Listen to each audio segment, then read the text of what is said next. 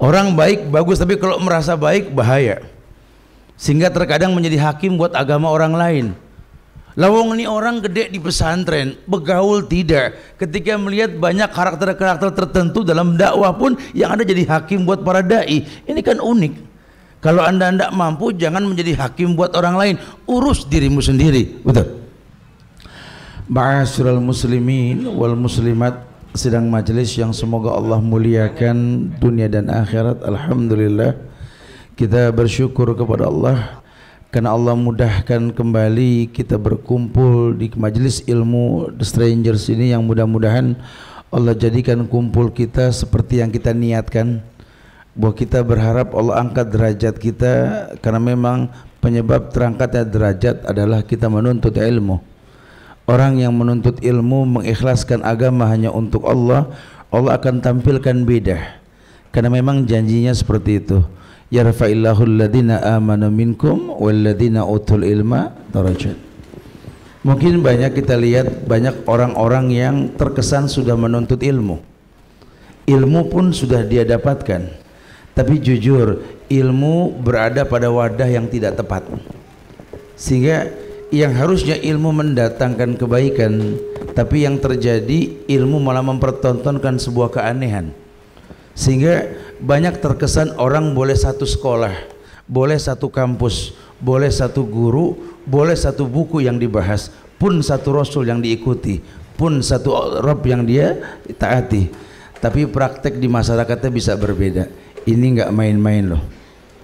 Makanya kalau sampai Rasul mengatakan tuba liman sagola aibu an uyubin nas, ada sebuah keberuntungan buat orang-orang yang mau menyibukkan dirinya dengan aib dirinya sendiri, bukan aib orang lain. Karena agama ini tidak dilempar buat orang lain. Kalaupun bicara buat orang lain, ada kalah, ada masa, ada waktu. Jangankan kita, Nabi Muhammad SAW pun ketika diperintahkan untuk mengkritisi kondisi masyarakat di mana beliau berada, tidak langsung. Bukankah beliau diangkat dengan satu komitmen, ayat yang mengatakan Iqra, baca ya Muhammad, itu kan untuk dirinya. Beliau menjadi seorang nabi. Baru kalau bicara buat orang lain, Allah turunkan ayat lain kan, ya ayyuhal mudassir kum fa'anzir. Hei orang yang berselimut, bangkit sampaikan. Sudah. Ini namanya kalah, ada waktu, ada masa. Supaya apa? Supaya yang disampaikan ini memang berbobot. Makanya bahasa Allah, ku anfusakum wa ahlikum nara. Jaga dirimu dulu, keluargamu, nah, yang lain itu setelah dirimu. Kalau dirimu sudah terjaga, maka kamu menjaga yang lain asik. Tapi kalau dirimu belum terjaga, kau ajak orang untuk terjaga, ya susah. Mungkin bisa karena hidayah milik Allah. Tapi enggak setiap manusia kan bisa mendatangkan hidayah. Bicara hidayah, kita bicara al-amnu. Itu yang Allah katakan, walladzina amanu wa lam yalbisu imanakum bizulmin ulaika lahumul amnu wa hum muhtadun. Itu bahasa Allah. Orang yang beriman yang dia tidak mencampur adukan iman dengan kezoliman, ulaika lahumul amnu wa hum muhtadun, dialah orang yang akan diberikan al-amnu. Apa al-amnu? Ketenangan, ketentraman. Kenapa ketentraman datang sama dia? Karena dia nggak talbis. Ilmu yang dia miliki dia pakai untuk dirinya, sehingga nggak mengkolaborasi antara kebaikan dengan keburukan. Ini banyak orang yang merasa betul, bahaya. Orang baik bagus, tapi kalau merasa baik bahaya, sehingga terkadang menjadi hakim buat agama orang lain. Lawang ini orang gede di pesantren, begaul tidak, ketika melihat banyak karakter-karakter tertentu dalam dakwah pun yang ada jadi hakim buat para dai. Ini kan unik. Kalau anda tidak mampu, jangan menjadi hakim buat orang lain, urus dirimu sendiri. Betul. Hati-hati. Ini banyak orang yang kadang-kadang tersilap dengan kondisi yang seperti ini. Maksudnya betul, tapi caranya salah. Ini terjadi bukan tidak. Dan di kalangan orang-orang terdahulu pun ada. Istilahnya maksud hati memeluk gunung, apa daya gunung meletus. Belum kepeluk udah meletus tuh gunung gitu ya. Karena kan yang punya gunung kan memang kita nggak tahu boleh ndak gunung kita peluk. Ini kan kembali ke Allah. Nah, Islam tidak pengen seperti itu. Islam justru menginginkan ada hukum sebab akibat. Kalaupun nanti kita bicara hukum, hukum yang didatangkan oleh Allah itu sebagai alat bantu untuk mencapai sebuah tujuan. Siapa lagi sih yang paling layak dicontoh kalau bukan Rasul?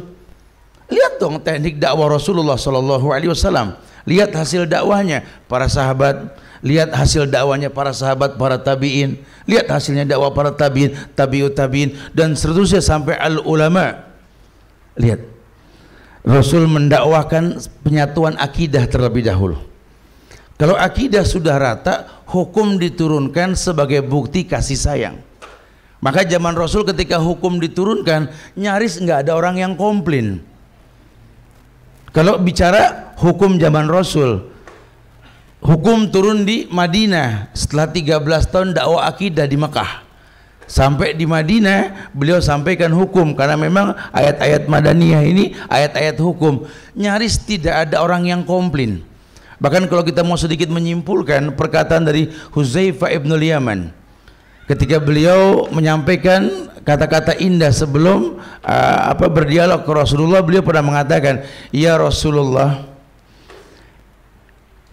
inna kunna fi jahiliyah wa fi syarrin wa ja'ana Allah bihadzal khair. Lihat, beliau pernah mengatakan dulu, karena nas yas'aluna Rasulullah sallallahu alaihi wasallam anil khair wa kuntu as'aluhu anil syarri mahofatan aidrikani Allah. Ada rasa khawatir sahabat, walaupun dia sahabat takut terkontaminasi kesalahan. Sahabat aja nggak merasa maksum, sehingga setiap ucapan sahabat ini nggak bisa serampangan, perlu bertanya ke Rasulullah. Tanya Hudzaifah, ya Rasulullah, inna kunna fi jahiliyah wa fi syarrin wa ja'ana Allah bihadzal khair. Lihat, ya Rasulullah, dulu kami ini pernah hidup zaman jahiliyah dalam keadaan buruk. Walaupun kondisi jahiliyah banyak dihayalkan sama orang sekarang. Waduh, kalau ingat zaman jahiliyah sih subhanallah. Orang perempuan nggak ada harganya zaman jahiliyah. Ini nyaris lelaki itu punya istri lebih dari 100. Itu belum bicara selirnya loh. Belum bicara yang dia bermaksiat di luar. Oh, zaman jahiliyah Masya Allah, orang-orang kafir subhanallah, ini perempuan kayak nggak ada harganya ya. Masya Allah, datang Islam termuliakan mereka. Ada batasan. Sampai siapa, saya lupa nama, raja Cina yang terakhir itu, yang dia membuat istana memiliki 1000 kamar buat istrinya. Masya Allah, istrinya 1000. Kapan pakai bajunya itu ya? 1000. Untung Islam datang dibatasin, betul. Itu kalau bicara lawan jenis lah ya. Bicara yang lain juga sama, bicara riba nanti ya, bicara halal haram, itu zaman jahiliyah kacau. Makanya sahabat bilang, waja'ana Allah bihadzal khair. Yang saya pengen bahas kalimat al khairnya. Sahabat mengatakan Islam itu al khair. Kenapa mereka mengatakan Islam al-khair? Karena memang Islam baik. Hukum asal Islam ini kan rahmatan lil alamin. Jadi kalau banyak orang mengatasnamakan Islam tapi hasilnya buruk, bahkan mendatangkan keburukan, maaf, jangan suka gampang bilang ini Islam. Mungkin Islam, cuma prakteknya wallahu alam. Ya, jangan. Ya, kita ini tinggal di Indonesia ini kan pasar bebas, betul. Dakwah paling gampang di Indonesia. Jangan kita bicara mazhab, kita bicara manhaj. Yang jelas-jelas kacau aja ada yang ngikutin, betul. Entar-entar nabi palsu di mana kalau bukan di Indonesia, betul. Orang tahajud tiap malam khusyuk menangis, bermunajat, zikir, tasbih, tahmid, tahlil di atas gunung. Mungkin mencontoh Rasul, istilah ujlah. Subhanallah, datang ke Gunung Bunder daerah Bogor. Hasil tahajud ya ngaku jadi nabi. Siapa? Tuh pelatih bulu tangkis. Ya saya belum lama di Bogor, cuma yang saya tahu orang kalau ke Bogor yang dia dapat tales. Ini wahyu coba. Bukan nggak belajar dia. Oh, bukan tidak belajar, dia belajar. Qurannya sama, Robnya sama, Nabinya sama, pun mungkin beribadah dengan cara yang sama. Kenapa efeknya bisa berbeda? Ini kan perlu dipahami. Betul? Masih ingat kejadian di daerah Bandung sana? Ya, daerah Ranca Ekek yang namanya Sayuti, masih ingat? Tukang cukur ngaku jadi nabi. Untung nggak jadi, tapi ada. Indonesia apa yang nggak ada? Semua mereka mengatasnamakan Islam, bahaya. Kita jangan gampang terkontaminasi. Ya kalau saya sebenarnya sih nggak yakin, Ustaz, cuma yang ngomong bewok, biar 2 meter bewoknya. Masalahnya sorbannya kayak yang di Madinah, biar kayak Batman sekalipun. Kalau yang disampaikannya bukan syariat berbentuk qala Allah wa qala Rasul wa qala sahabah, maaf, kami nggak gampang nerima. Anda punya hak asasi manusia untuk menyampaikan sesuatu yang baik, terserah Anda. Anda belajar di Mesir, bawa bendera firqah Mesir, itu urusan Anda. Tapi tolong jangan dipasarkan di negeri kami. Anda belajar di Yordan, mengikuti sebuah organisasi dari Yordan, tolong ke negeri Indonesia jangan pasarkan organisasi Anda. Karena buat kami Islam bukan organisasi. Bicara orang yang berorganisasi beragama Islam, silakan saja. Anda yang pernah di Yaman, meyakini pemahaman di sana, pengen suplai pemahaman ke Indonesia, tolong jangan begitu bahasanya. Anda yang pernah tinggal di Irak pun sama, mengatasnamakan Islam dengan firqah-firqah yang menakutkan, wallahi jangan. Kenapa? Indonesia negeri kami tercinta, bukan kalian. Indonesia bukan Mesir, Indonesia bukan Yordan, Indonesia bukan Yaman, Indonesia bukan Palestina, Indonesia bukan negara-negara di mana kamu pernah mengikuti sebuah organisasi di sana. Tolong.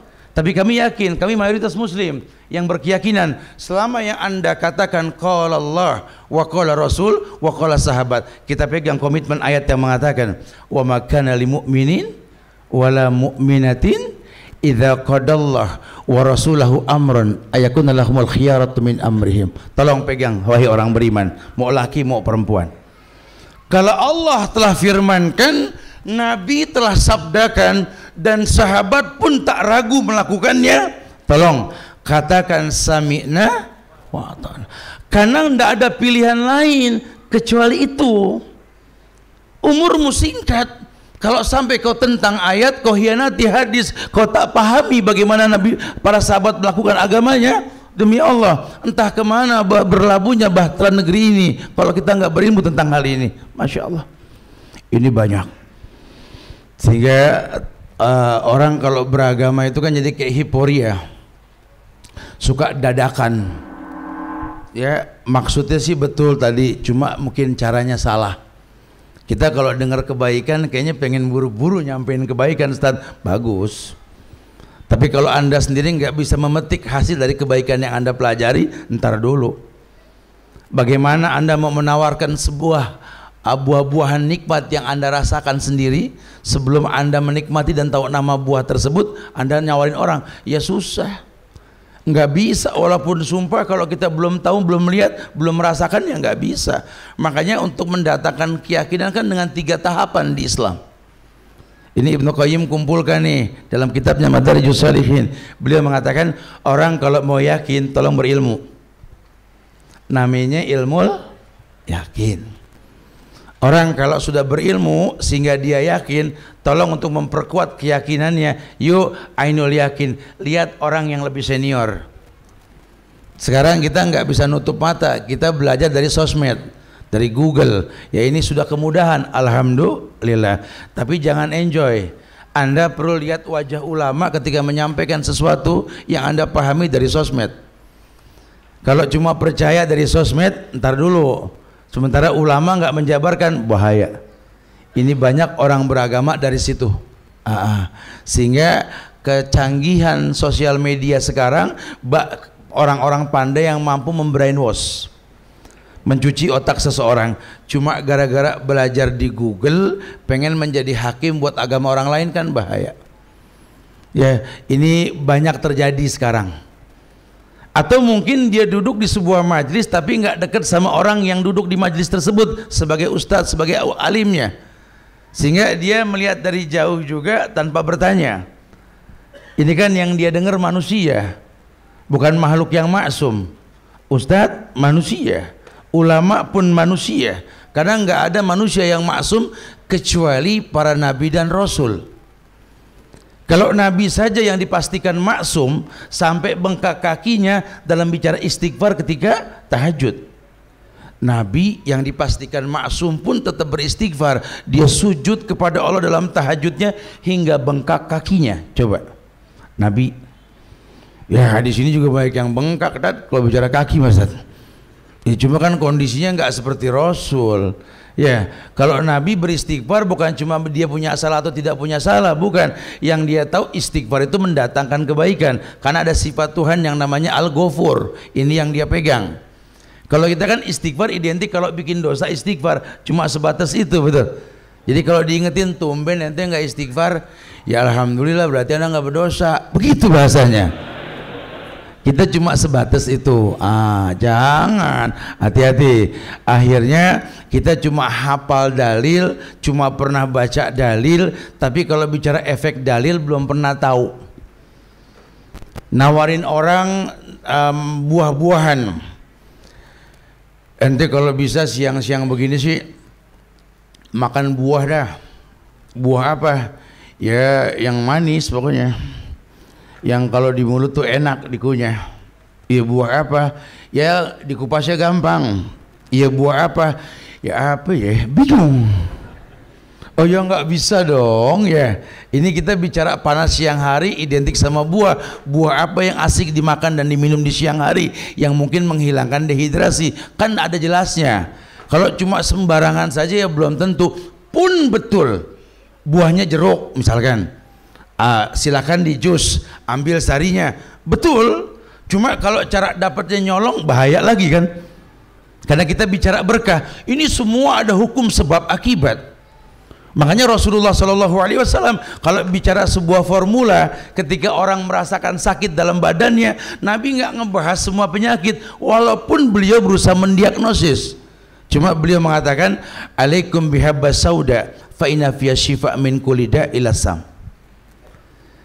Ini kadang-kadang akal kita nggak gampang nerima ini. Dengar sitat hadis masalah habatus sauda, dengar. Obat semua penyakit kecuali maut. Lu tahu siapa yang ngomong? Ya katanya mau Rasul. Berarti bener dong. Ya kali. Ente udah nyoba, udah. Terus kata dokter Anda jangan. Begitu bahasanya. Itu terjadi tidak? Terjadi. Karena dia nggak paham, dia cuma mengikuti hadis tanpa paham siapa yang menyampaikan hadis. Maka betapa bijaknya ulama ketika menggiring kita untuk bertahap dalam memahami sebuah ilmu. Yuk belajar usul salasah dulu. Kenali Allah dengan benar, kenali Nabi Muhammad dengan benar, dan kenali Islam dengan benar. Kalau ini sudah benar, bicara kita enak. Kita bicara enak, karena proses dalam agama ini ada proses. Ya, lihat. Antum bisa buka di surat Al-Ahzab ayat 35-36 itu. Ayat yang Allah firmankan bahwa ada susunan dan tahapan orang untuk menjadi orang yang baik. Kata Allah, innal muslimina wal muslimat wal mu'minina wal mu'minat wal qanitina wal qanitat was sadiqina was sadiqat was-sabirina was-sabirat wal khasiina wal khasiat wal mutasaddiqina wal mutasaddiqat was-shaimina was-shaimat wal hafizina furujahum wal hafizat wadz-dzakirina Allaha katsiran wadz-dzakirat. Baru Allah bilang a'addallahu lahum maghfiratan wa ajran azima. Antum pengen dapat balasan yang besar, siapa sih yang pengen dapat balasan yang kecil? Semua orang bilang azron azima, berikan aku balasan yang besar. Enggak ada azron sogira, semua pasti aziman, minta balasan yang besar. Kalau cuma minta, anak kecil juga bisa. Kan bicara minta, bicara doa bicara ibadah, betul? Maka tolong kalau sudah bicara ibadah, bicara doa, kita nggak bicara yang lain kecuali bicara syariat. Apa syariatnya? Qala Allah wa qala Rasul. Allah yang firmankan dengan tegas, katakan ya Muhammad, qul ya Muhammad, katakan, in kuntum tuhibbunallah fattabi'uni. Begitu bahasa Allah ke Muhammad. Katakan, kalau sampai mereka mengatasnamakan cinta dalam doa, dalam ibadah kepada Allah, katakan ya Muhammad, tidak ada cinta kecuali mencontoh dirimu. Katakan ya Muhammad.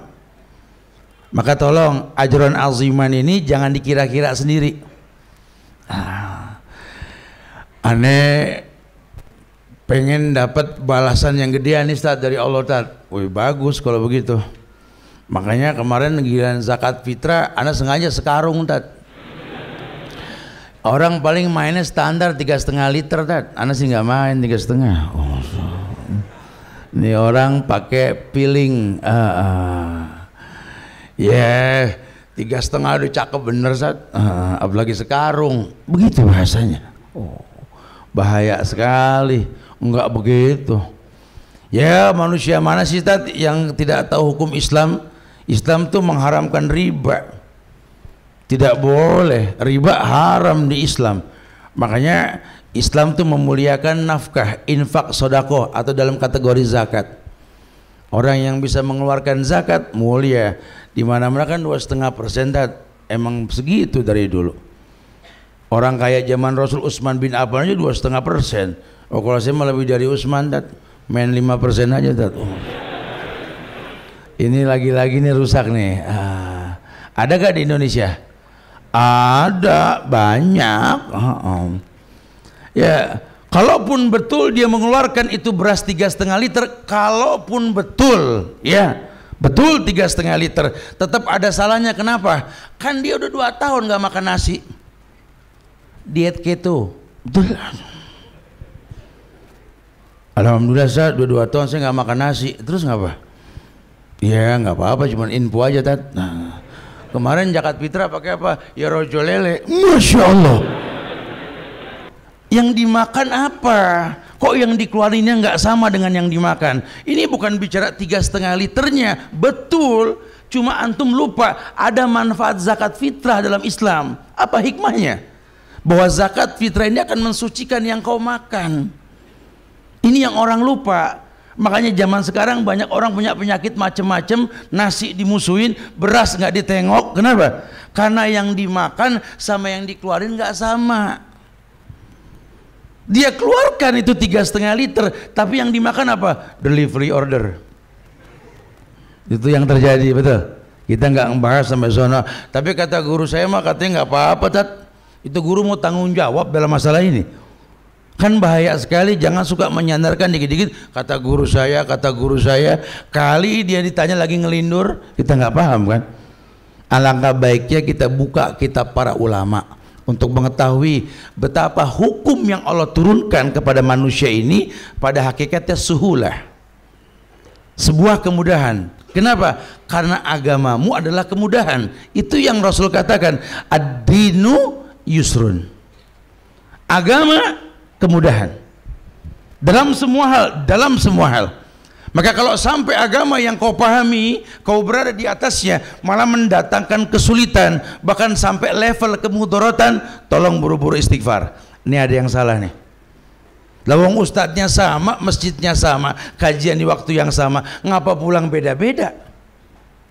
Wallahu alam Ustaz. Iya pasti wallahu alam, cuma Allah yang tahu. Jangan-jangan dia dari rumah kemari berantem dulu sama orang tua,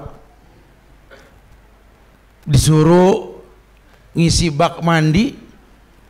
Ini kajian udah mau mulai mak, ya isi dulu, lewatan banget sih mak. Ya Allah, ngisi paling 15 menit, lu telepon temen aja sih, rekam. Ustaz Subhan gampang amat sih, susah amat aja nggak susah kan begitu ya. Aduh lewatan banget sih dah. Ngisi tuh bak diisi sama dia. Belum penuh udah kabur. Wah belum penuh nih gimana? Au ama gelap belajar begitu kan ya. Apa sampai di sini ilmunya berkah? Hati-hati loh ya. Agama nggak bisa modal semangat. Enak aja. Masya Allah. Itu belum bicara hal-hal yang kita nggak tahu, bagaimana orang tua nyari uang untuk bayaran sekolah kita dan lain sebagainya. Makanya nanti kalau ada zakat, ada sedekah, ada infak dan lain sebagainya, sebenarnya tudiul bala, untuk menghindari bala. Ini kalau betul cara belajarnya. Ini kan banyak yang nggak betul, sehingga kondisinya akhirnya apa? Dia membuat menjadi bagian orang yang enggan berbuat sebuah kebaikan. Harusnya dalam Islam itu kan, man dalla ala khairin falahu mislu ajri fa'ilihi. Jangankan ngomong, jangankan nyuruh, orang menjadi penyebab menunjukkan orang berbuat baik saja berpahala sebanyak orang yang berbuat kebaikan. Ini yang terjadi tidak. Dia bukan cuma menunjuki, bahkan dia mengajarkan kebaikan. Cuma efek ajaran yang dia sampaikan ini malah berujung pada pertentangan dan permusuhan. Banyak. Wallahu alam bisawab. Mungkin nggak bisa disalahkan juga, mungkin yang mendengar juga. Walhasil penyebabnya banyak. Tapi Rasul sudah katakan, tuba liman sagola aibuhu an uyubin nas. Beruntung, seperti beruntungnya orang yang bisa menyimpulkan tentang hikmah di balik sebuah ibadah yang diperintahkan. Orang yang bisa menyimpulkan hikmah di balik sebuah ibadah yang diperintahkan, itu orang yang dipastikan akidahnya bagus. Ini cara Rasul. Makanya lihat no, jebolannya para sahabat radhiyallahu anhum no. Orang yang dijamin surga tapi nggak merasa baik, itu sahabat. Umar deg-degan waktu Rasul ngomongin tentang orang-orang munafik. Dia tanya sama yang dengar, Rasul nyebut nama aneh gak? Begitu. Khawatir kalau disebut Umar loh yang dipastikan surga. Masya Allah, dahsyat. Umar diperintahkan sama Rasul suruh menemui seorang pemuda yang gak diperhitungkan oleh masyarakatnya, Uwais Al-Qarni. Umar gak pernah komplain, gak kayak iblis yang disuruh sujud sama Adam, komplain, kan sombong. Umar bisa aja kalau dia mau sombong. Umar, nanti kamu temui seorang pemuda yang mungkin bukan siapa-siapa, tapi tolong minta saja sama dia untuk beristighfar ke Allah, semoga Allah ampunkan dan lain sebagainya. Umar nggak ngomong, ya Rasul nyuruhnya yang enggak aja sih, kan saya sama dia Rasul tahu levelnya beda gitu kan. Tapi Umar kan nggak ngomong begitu. Kenapa? Rasul yang nyuruh. Kenapa? Akidah yang sudah benar. Saya sampaikan kemarin di Rabanian dengan bahasa yang gampang. Ketika kita hijrah, ya, orang hijrah zaman Rasul pun Rasul hijrah, betul? Ingat peristiwa hijrah. Ketika Rasul hijrah bersama Abu Bakar ngumpet di Gua Thur. Ya kita nggak bahas ngumpetnya Rasul sama Abu Bakar dah, itu nanti lain bab. Cuma proses jalannya. Rumah Rasul sudah dikepung, waduh pagar betis, nggak bakal ada yang bisa lewat dah. Jangan kata manusia, ya burung puyuh nggak bisa belok, nggak pas betul-betul ya, sempit sekali. Rasul bilang sama Ali bin Abi Thalib, anak muda, ini kalau bicara anak muda kan kita anak muda ini. Ali, siap Rasul, tolong gantikan saya, kamu tidur di tempat saya, tutup dirimu dengan selimut, kata Rasul. Ali tahu konsekuensinya mati, karena semua orang menyujukan panah dan tombak, pedang yang tajam menuju tempat tidur Rasul. Cuma memang karena memang Rasul yang ngomong, akidah Ali udah cakep, padahal belum nikah loh waktu itu. Ini menandakan Ali nggak gampang galau, nggak kayak ente, betul ya? Hidup konaah, kawin oga, liatin internet tiap hari, subhanallah. Udah dibilang banyakkan perempuan sama laki masih bingung juga, gimana sih? Tuh Ali langsung ya samina wa atona, dah langsung, masya Allah. Kenapa? Akidahnya betul.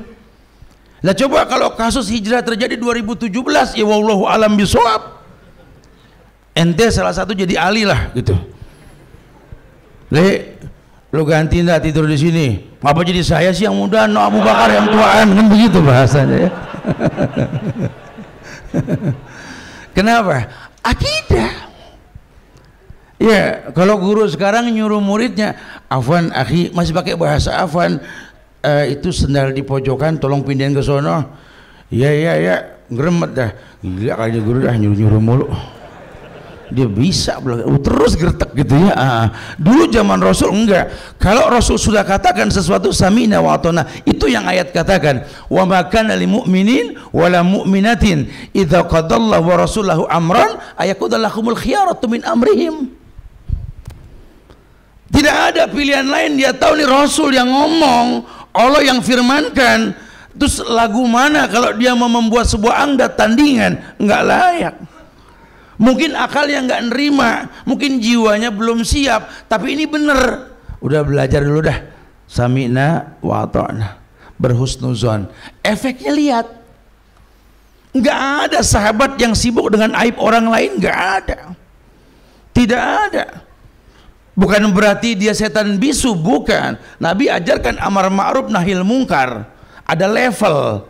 Kalau memang kamu lihat kemungkaran, kata Rasul, hei sahabatku, rubah dengan tanganmu. Tapi ingat, bukan cuma perintah merubah, ingat efek rubahan kamu ini gimana. Kalau bakal timbul keburukan, jangan.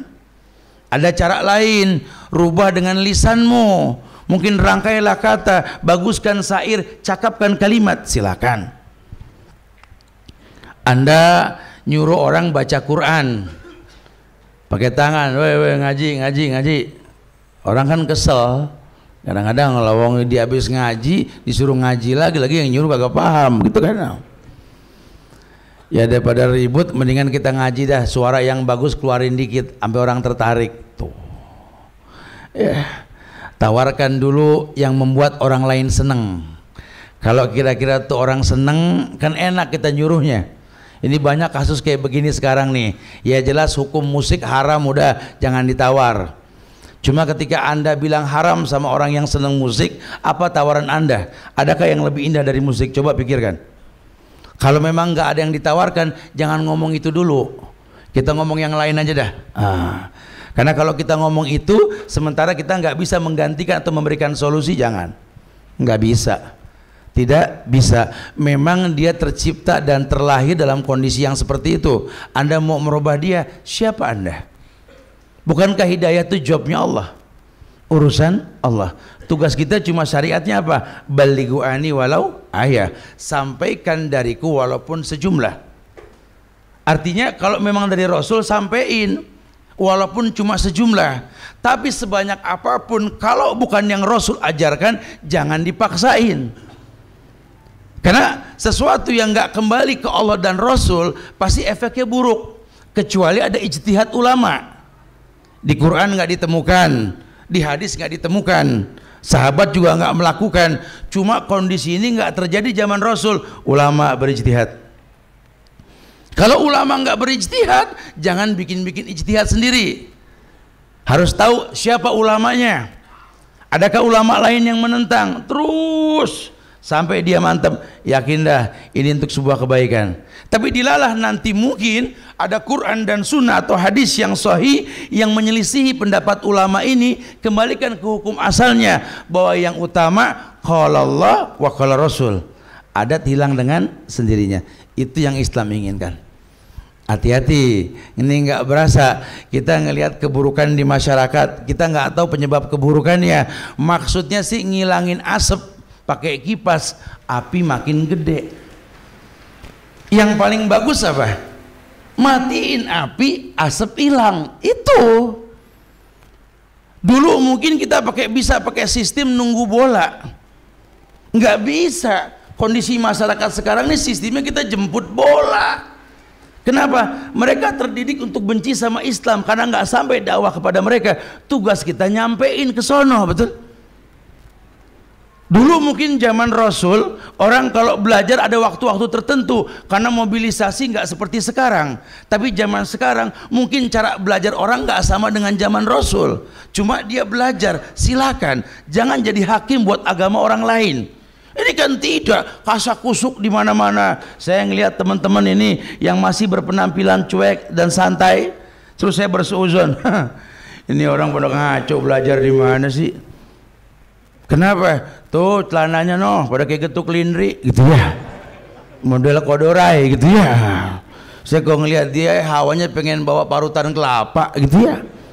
Ada masalah apa? Ya zaman Rasul nggak ada yang pakai celana begini. Innalillah. Ini ini kan bodoh sekali. Entah siapa yang dia ikuti, bahaya. Jangan. Wah, itu orang warawiri mulu, Tat, pakai motor, sama klub-klub mobilnya juga warawiri. Kapan belajarnya? Ente pernah nanya nggak?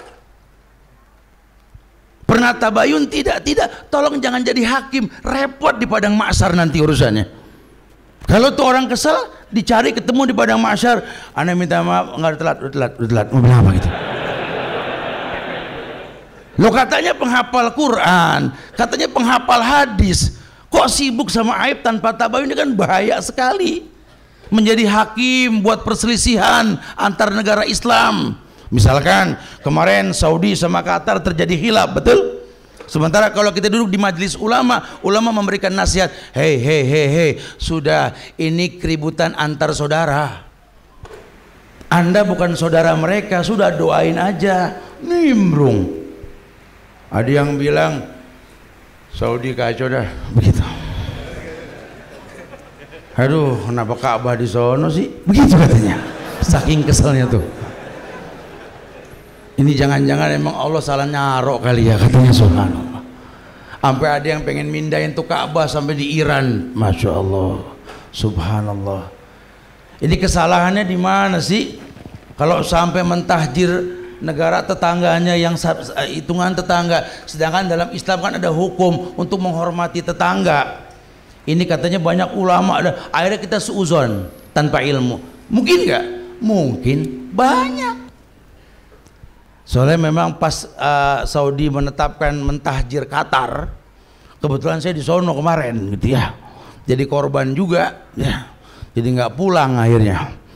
Karena nggak bisa untuk dioper dari Qatar Airline nih ke yang lain saat itu. Ati sudah ngomong urusannya makin ruwet dari Jakarta nih. Karena banyak orang-orang yang memang nyari hal-hal yang syubhat untuk di-up.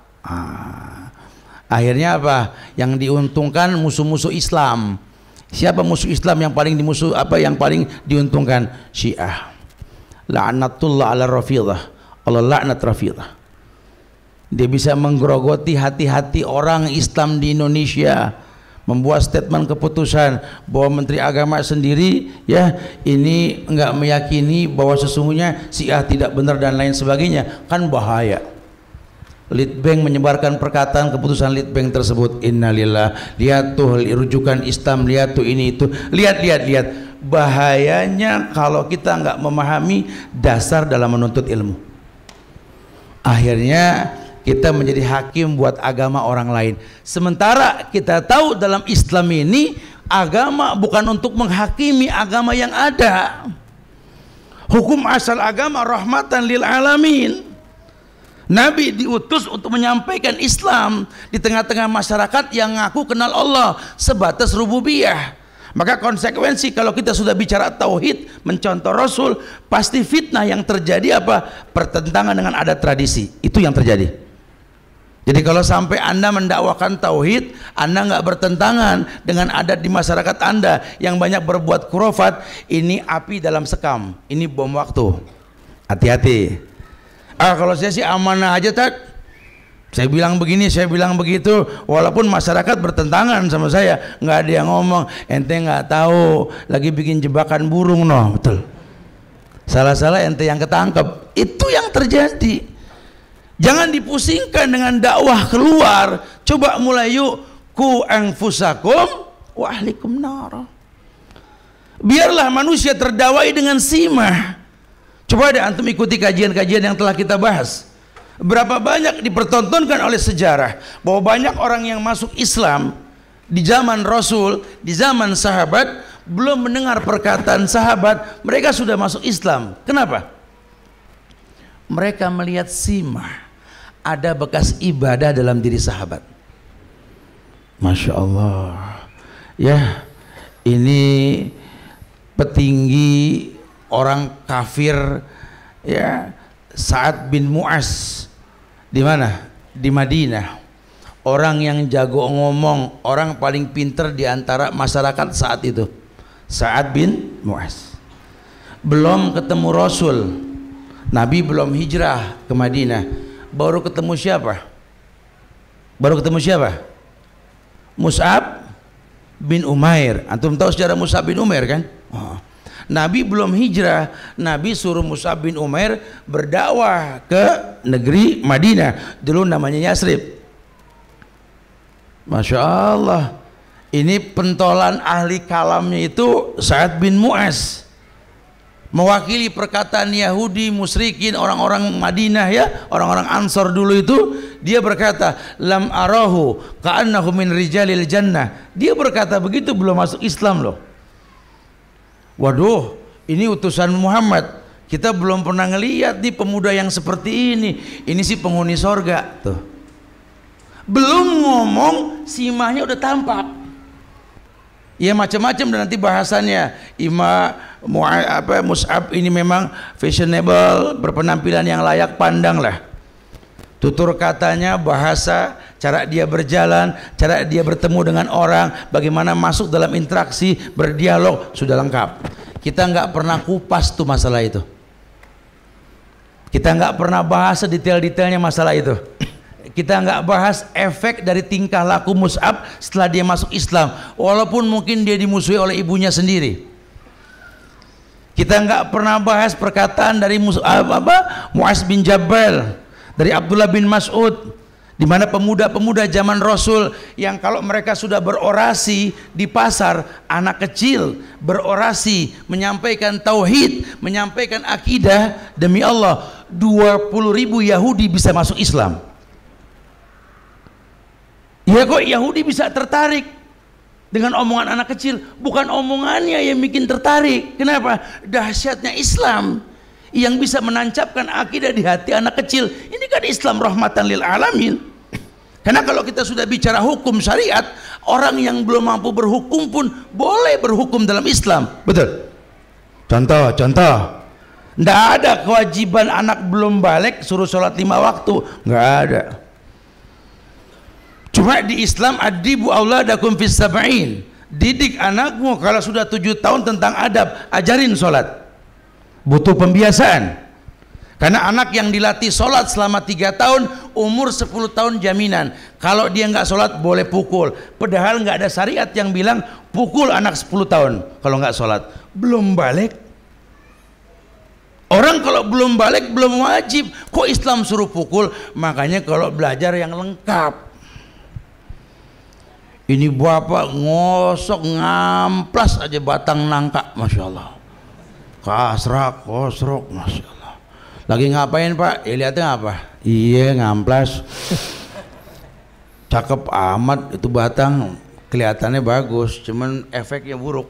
Wah lagi marah nih orang, jangan-jangan. Kenapa pak? Anak besok 10 tahun pas. Lah itu batang nangka, ya buat mukul sunnah. Astagfirullahaladzim. Astagfirullahaladzim. Anaknya yang mana pak? No, yang di pojokan lagi diem aja tuh anak.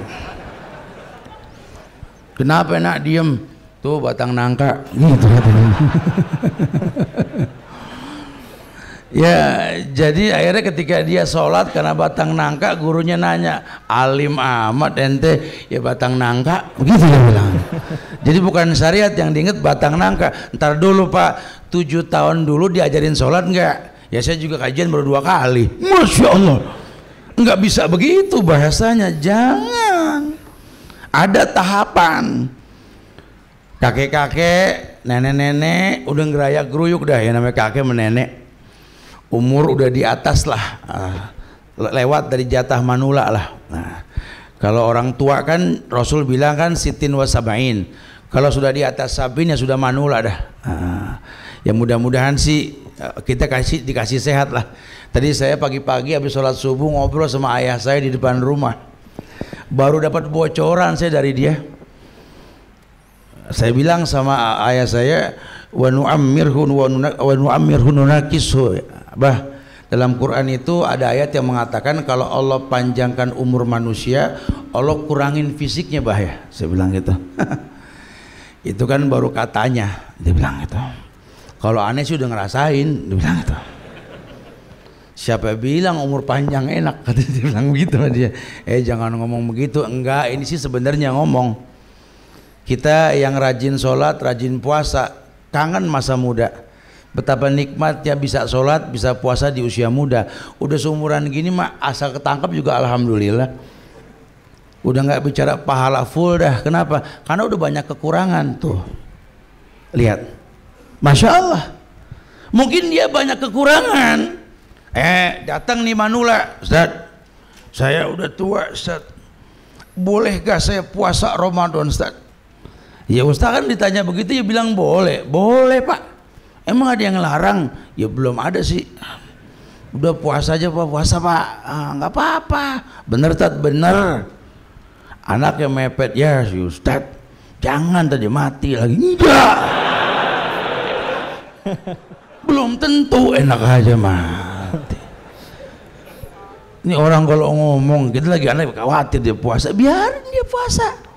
Entah kalau dia coba dia nggak kuat, baru terkena hukum apa? Yutikunahu fidyatut ta'amu miskin. Bayar fidyah. Kenapa? Manula. Tuh. Udah di atas 70 ke sono dah. Ya kalau timbang 63 mah ya itu mah tua aja ya. Itu bahasa umuran Rasul. Kita kalau disamain sama umur Rasul ya alhamdulillah 63, betul? Cuma kalau kita udah 50 sekarang kan 13 tahun lagi Tat. Emang. Nah kalau umur saya 62 11 bulan gimana Tat? Ya udah jangan banyak mantang dah. Ya kalau begitu ya. Makan aja yang ente suka kalau udah begitu. Ya sebulan lagi betul ya. Banyak mantang. Tuh kalau bahasa agama tuh begitu tuh ya. Kenapa? Islam nggak ada batasan, siapapun boleh. Orang hamil kan boleh puasa. Sakit wahnan ala wahnin, ayatnya kan begitu. Sakit di atas sakit. Ustaz, saya boleh puasa gak? Boleh Bu. Lakinya, ya si Ustaz, aduh, mana fanatik banget lagi bini saya sama dia. Aduh masya Allah. Tat, apa boleh? Emang boleh. Tak kalau dia nggak kuat, yutikunahu fidyatut ta'amu miskin. Kan begitu. Secara umum kan begitu ya. Kenapa? Wa antasumu khairun lakum. Emang puasa baik buat kamu. Ini kita masih bicara tahapan dalam dakwah supaya orang tahu agama nggak memberatkan. Jadi kalau istri Anda nggak kuat, istri teman Anda belum tentu. Atau sebaliknya, istri teman Anda memang kuat, istri Anda belum tentu. Mah nggak puasa mah, kan lagi hamil ya. Teman saya istrinya hamil puasa. Ya Allah saya nggak kuat, encer, gitu. Ini kan hamil pertama ya. Namanya orang hamil pertama kan banyak yang nggak kuat. Apa ya dah? Ono kuat tanya dulu ya, no bisa kuat gimana? Telepon temennya, bini lu bisa kuat puasa gimana itu? Ya ini memang hamil yang ke-9. Pantesan. Ada jam terbang gitu ya. Pun dia nggak puasa, Islam nggak menyalahkan, boleh, namanya khawatir nanti bayarnya fidyah plus puasa, itu syariat. Jangan main jadi hakim, belum nanya udah bilang nggak boleh, udah belum nanya udah bilang salah. Ntar dulu. Saya suka digituin mulu tuh, banyak masalah saya mah bukan di orang yang belum paham agama, yang udah pada ngaji, masalahnya di situ. Semalam saya bahagia, saya ada tablik akbar di Rawadenok, Depok. Ada yang hadir mungkin di sini nih ya, masya Allah. Tuh pada angkat tangan itu ya. Semalam kita bisa bergaul tuh, masya Allah. Di tempat Depok Rawadenok ini masalah klasik Muhammadiyah sama NU. Ini nggak pernah ketemu nih dari zaman tahun 45. Nggak pernah ketemu, tapi alhamdulillah sekarang jadi ketemu. Mereka berkeyakinan sekali, wasilahnya ikhwan-ikhwan sunnah dah. Kalau ada kalian di tengah-tengah, kita bisa silaturahmi lagi nih. Tuh, Islam bisa, bukan tidak. Cuma kadang-kadang kalau buat ikhwan-ikhwan yang baru belajar, waduh, Ustadz itu bukan yang dulu lagi. Begitu bahasanya. Yang lebih fatal lagi, kadang-kadang saya kan sebenarnya kalau saya di atas motor itu kan sebenarnya kelemahan saya gitu loh. Kenapa? Saya memang nggak punya mobil gitu kan ya. Jadi saya di motor. Ustadz motornya gede. Ya Allah kalau saya pakai motor metik kecil kan saya zolim. Saya bilang gitu ya. Anda nggak tabayun sih sama saya ya gitu ya. Saya punya yayasan itu nggak pernah ada donatur. Ya, sumur-sumur saya mendirikan yayasan tidak ada donatur. Masya Allah, harus banting tulang, berangkat pagi pulang sore. Sampai saya pernah bilang, berangkat pagi bareng kang sayur, pulang malam bareng kampret. Saya betul, jujur ya. Jadi harus banting tulang. Siapa sih yang tahu kalau Tengki saya bisa bicara? Masya Allah, itu teman saya belajar ya Tengki tiap hari. Itu Ustadz warawiri pakai motor mulu, kapan belajarnya sih begitu? Pernah gak ditanya langsung? Karena kalau kita ngomong jadi sombong nanti gitu loh.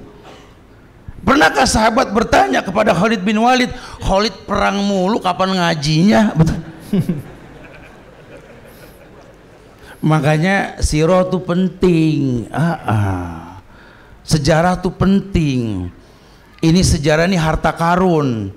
Kita mau dapat berlian, emas, perak, permata berbentuk harta karun, nggak bisa kalau kita nggak pelajari. Yuk, agama ini pada akhirnya ku anfusakum wa ahlikum nar. Jaga dirimu, jaga keluargamu dari api neraka. Jangan sibuk dengan aib orang lain. Urus dirimu sendiri. Selama itu kuburan, lubang kuburan, alam barzah yang berbentuk lahat, tempat kita dimiringin, selama memang tidur miring ya, karena ada yang diri tat ya, anda tahu betul ya, selama memang tidur miring kita dalam lubang barzah, ingat kuburan tidak pakai kaca nako, artinya nggak ada jendela, menandakan lubang masing-masing. Kira-kira kalau nanti kita masuk ke lubang ini urusannya ruwet nih, siapa yang mau nolong kita? Salah satu yang bisa masuk ke lubang kubur kita, doa anak yang soleh atau doa teman-teman yang soleh.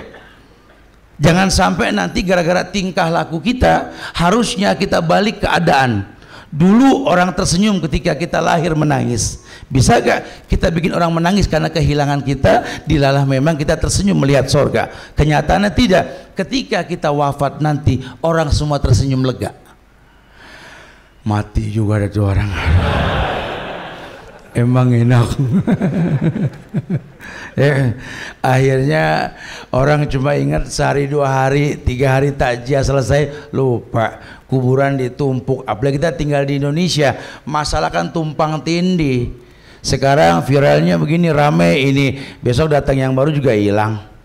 Ustadz, guru, siapapun akan seperti itu. Yuk buat citra yang baik. Mungkin kita nggak berasa kita ini dicontoh oleh banyak orang, walaupun kita nggak merasa untuk menjadi sebuah contoh, tapi kita tinggal di negeri yang orang gampang nyontoh. Hati-hati, kalau yang kita contohkan malah menimbulkan bagian keburukan, hati-hati. Islam tidak seperti itu. Islam ini sudah baku, hukumnya nggak berubah. Qala Allah wa qala Rasul wa qala sahabah. Lihat efek Islam pada diri manusia dengan karakter yang berbeda. Anda buka sejarah tentang Abu Bakar As-Siddiq sampai beliau diberikan gelar As-Siddiq yang tidak dimiliki oleh Umar bin Khattab, karena Umar bin Khattab juga punya kelebihan yang berbeda. Ketika Quran sampai kepada Umar, Umar menjadi orang yang diberikan gelar Al-Faruq oleh Rasul. Ya, Al-Faruq bukan milik Abu Bakar. Pun Al-Faruq dan As-Siddiq milik Abu Bakar ini tidak dimiliki oleh sahabat yang bernama Utsman. Padahal kita tahu kelebihan Utsman, udah susah cari tandingannya dah. Ya, selain sedekah sama bacaan Qur'annya. Dalam Syiar Alam An-Nubal Imam Adz-Dzahabi dikatakan bahwa Utsman saking malunya Utsman, dia pernah sholat menghatamkan Quran 1 rakaat. Wallahu alam bisawab. Don't try it at home. Jangan coba. Sampai 24 jam bengul mata apa pengen kayak Utsman. Ntar dulu, bukan begitu bahasanya. Ini cuma kabar. Itu namanya karomah, efek agama pada diri orang alim. Sahabat punya karomah, kita belum tentu. Lihatlah Utsman diberi gelar apa? Zunnurain, 2 lelaki yang punya 2 cahaya. Kenapa? Dinikahkan oleh anak Rasulullah Sallallahu Alaihi Wasallam. Kurang apa Ali dibanding 3 manusia ini? Sampai Syiah mengekspos Ali padahal dia nggak kenal Ali, betul? Lelaki setia yang diberi gelar Abu Turab, masya Allah. yang digelar Saifullah, dan banyak gelarnya Ali yang nggak dimiliki oleh gelar sahabat-sahabat yang lain. Iya, ini apa? Efek agama. Kurang apa Khalid bin Walid? Cerdasnya manusia, panglima perang yang tidak pernah kalah perang di muka bumi ini, diakui oleh dunia. Siapa? Khalid bin Walid. Siapa yang nggak kenal Khalid? Lihat efek Islam ketika sampai kepada Khalid. Itu kalau antum buka sejarah, baju Abu Bakar, baju Umar, baju Utsman, baju Ali, bajunya Khalid dan sahabat lainnya nggak seragam. Kita mah kalau nggak seragam, nggak mirip Ustadz, dikata beda aliran. Lo belajar lama-lama mau tuh Ustadz, kapan miripnya sudah sama dia? No, ikutin dia, no, baju begitu harusnya. Coba. Sementara Rasul nggak menekankan itu, karena kembali kepada ada apa yang nyaman untukmu. Yang penting ingat, bajumu menutup aurat. Kalau bahasa untuk perempuan kata Rasul apa? Jilbabmu untuk menolak pandangan, bukan memancing pandangan.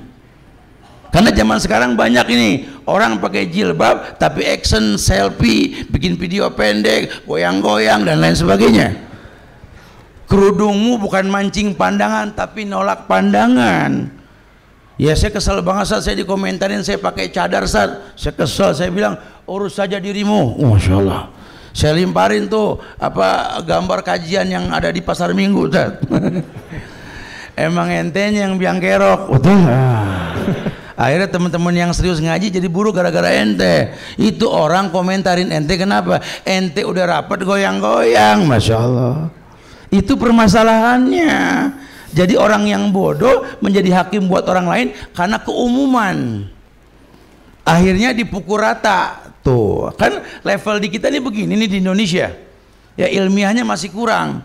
Ya jadi kalau orang duduk di sebuah majelis, seorang ustadz itu terfitnah. Ini yang duduk kena fitnah semua dah.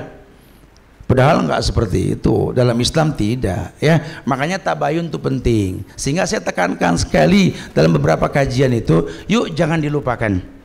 Agama yang kita berada di atasnya itu akan membuat kita menjadi orang yang layak untuk masuk surga. Islam kalau betul bersahadatnya, sholatnya, zakatnya, puasanya, hajinya, menuntut ilmunya demi Allah, itu akan membuat si pelaku agama menjadi orang yang baik, penghuni sorga. Qoribin, hayyin, sahlin. Tuh antum ukur diri antum. Antum sudah ngaji berapa lama, berteman sama ustadz berapa banyak, udah berapa ayat yang dihafal dan hadis, sudah qoribin belum, gampang gaul nggak? Jangan-jangan gara-gara ente ngaji jadi nggak gaul, hati-hati. Islam ini jadi bikin kita gampang bergaul. Lagi mana mau gaul tat? Dong kita berjenggot begini kan susah tat. Orang tiap kita deketin atu-atu merat kabur. Serba salah saya tat. Jadinya gimana ya? Entenya yang nggak percaya diri, udah pakai jenggot, dekil nyureng. Siapa yang mau deket sama ente? Akhirnya yang difitnah jenggot. Ini kan masalah jenggot kan masalah dalil. Ya siapa sih yang mau berjenggot kalau bukan Rasul yang nyuruh? Jam segini lagi gerah-gerahnya lagi, ya Allah, betul ya? Kadang Rasul yang bilang waqsus sawarib wa fulliha, tipiskan kumismu, panjangkan janggutmu. Ini belum nipisin, belum manjangin udah ribut. Digunting apa dicukur tat gelap. Ya.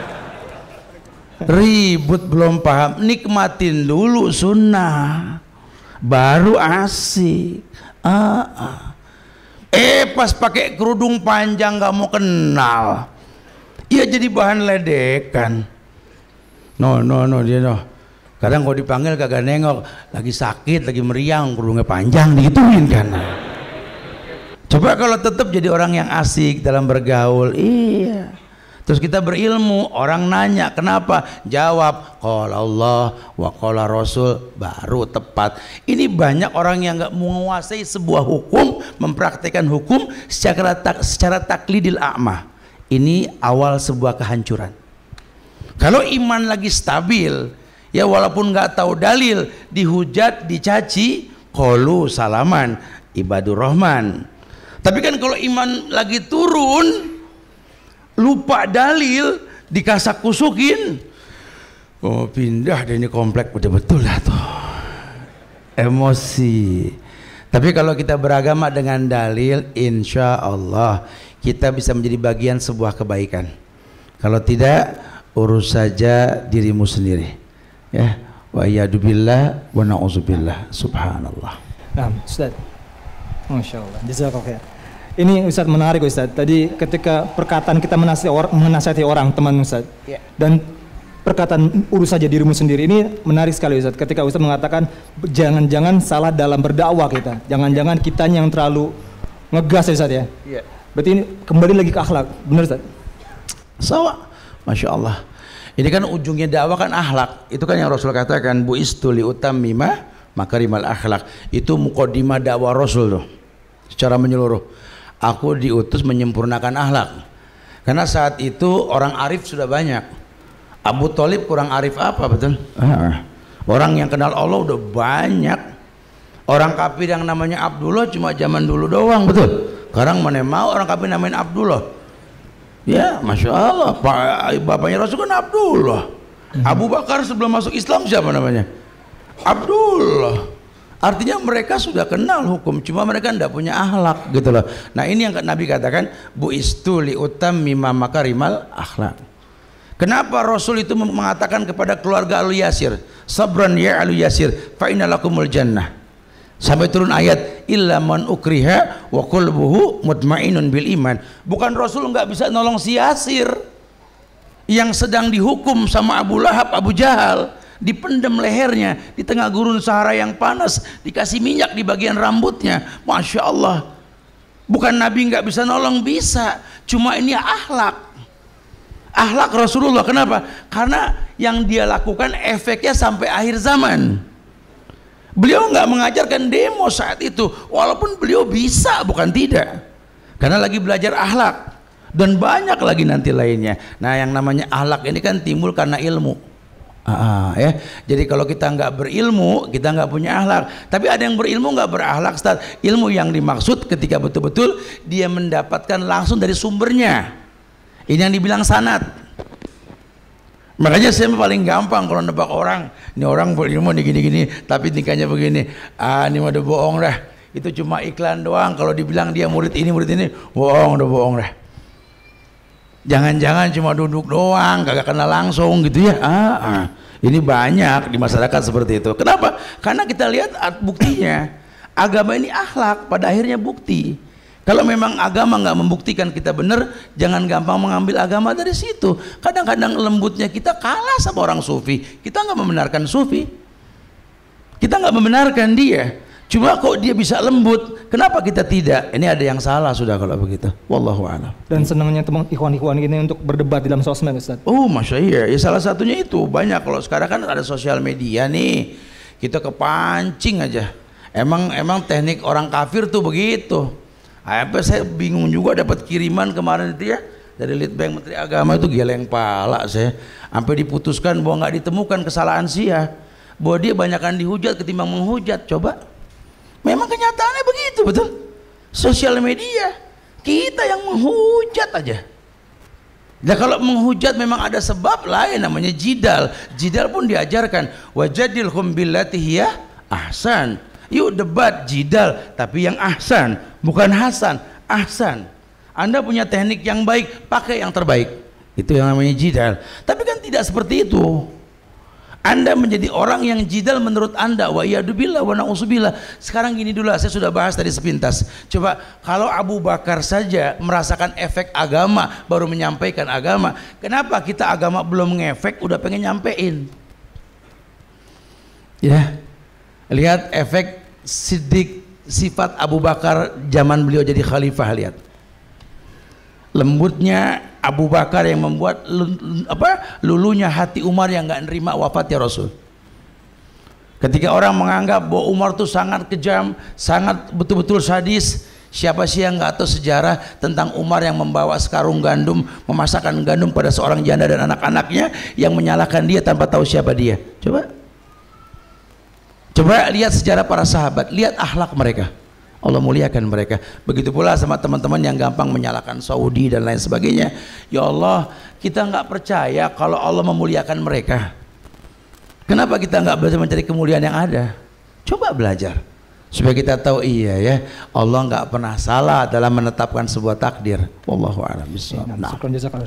Baik ikhwan, tiba saatnya kita buka tanya jawab. Bagi yang ingin bertanya silakan. Assalamualaikum warahmatullahi wabarakatuh. Waalaikumsalam warahmatullahi wabarakatuh. Ane Dani dari Tangerang, Ustaz. Ya.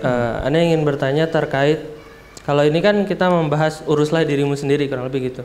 Nah, kalau terkait gini Ustaz, Ane dulu pernah jadi ketua LDK sebelumnya. Iya. Dan mungkin dari situ banyak teman-teman yang sering bertanya ke Ane. Kalau Ane tahu ya Ane jawab, kalau Ane nggak tahu ya Ane bilang Ane nggak tahu. Iya. Nah, tapi seringkali ketika Ane menjawab, kemudian Ane mendapatkan satu kalimat yang bilang begini, Ahi, Ane sepakat dengan antum, tapi mungkin Ane harap antum tidak menganggap dalil antum dalil yang paling benar, karena Ane rasa mungkin antum bisa dengarkan dalil yang lain dan bla bla bla bla blanya. Iya. Nah, pertanyaan Ane, Ustaz, benarkah kaidah ini ada gitu loh? Ketika kita tidak boleh menganggap dalil kita itu paling benar. Jika memang dalil kaidah ini ada, sampai batasan mana sih kita tidak boleh menganggap dalil kita paling benar? Iya. Karena menurut Ane ya nggak mungkin Ane menerapkan suatu dalil kalau Ane tidak menganggap dalil itu yang memang paling benar. Iya. Gitu. Iya. Barakallah. Masya Allah. Assalamualaikum warahmatullahi wabarakatuh. Waalaikumsalam warahmatullahi. Iya. Ini hampir mirip sama pertanyaan Abdullah bin Ahmad bin Hambal kepada orang tuanya tentang sampai kapan sih harus menuntut ilmu saya ini wahai ayah. Kata bapaknya, sampai kamu masuk ke liang kubur besok hari. Ini menandakan bahwa jangan stay di sebuah hal, teruslah kita belajar. Saat ini Anda yakin ini, pakai keyakinan Anda sambil terus Anda perdalam. Ya, contoh yang paling gampang ketika Anda belajar tentang akidah, Anda belajar tauhid, Anda belajar tentang usulul salasah. Jangan bosan terus pelajari. Ya, sampai kapan? Sampai masuk ke liang lahat. Karena kalaupun Anda nanti diberikan kemudahan oleh Allah, akan menemukan dalil yang banyak tentang masalah yang Anda pelajari ini, ya, sehingga efeknya buat diri dan buat orang lain. Jadi itu yang dikatakan kita nggak boleh fanatik dalam sebuah paham. Dalam dakwah ya harus seperti itu. Karena kalau sampai nanti ada orang yang ngedebat kita dengan sebuah dalil yang berbeda dan dia memberikan alasan, ini membuktikan bahwa ada hal yang berbeda, pelajari. Karena kebenaran tidak berbilang. Bukankah Nabi pernah menggambar garis yang banyak di kiri kanan dari sebuah garis yang lurus yang dia gambar, sambil mengatakan, inilah jalanku yang lurus. Satu, kebenaran tidak berbilang. Jangan ikuti garis yang banyak ini, jalan yang banyak ini, kalian akan berpecah. Ini menandakan kalau memang antum ilmiah, ketika menemukan dalil yang lain, pelajari sampai nanti antum tersenyum sendiri. Subhanallah, berarti kesalahan si fulan dari sini nih, karena ternyata dia nggak sampai begini-begini. Begitu permasalahannya. Ya, jadi antum nggak usah khawatir ya. Dalam Islam ini taklidil a'ma tidak ada, yang ada taklid kepada Rasulullah SAW, namanya ittiba.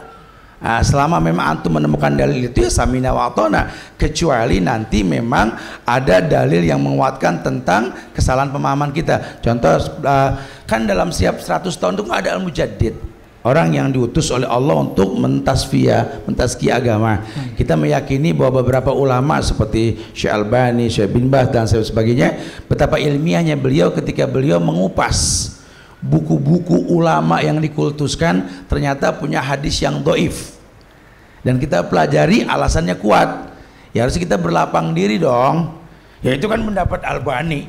Kalau kata guru saya mah bukan begitu. Kalau ilmiah itu mengupas apa alasan si Albani membongkar kedaifan ini, alasannya gini. Kok guru Anda mengatakan sahih, coba bahas. Insya Allah kita menjadi orang yang ilmiah, sehingga oh iya benar ya, kebenaran nggak berbilang.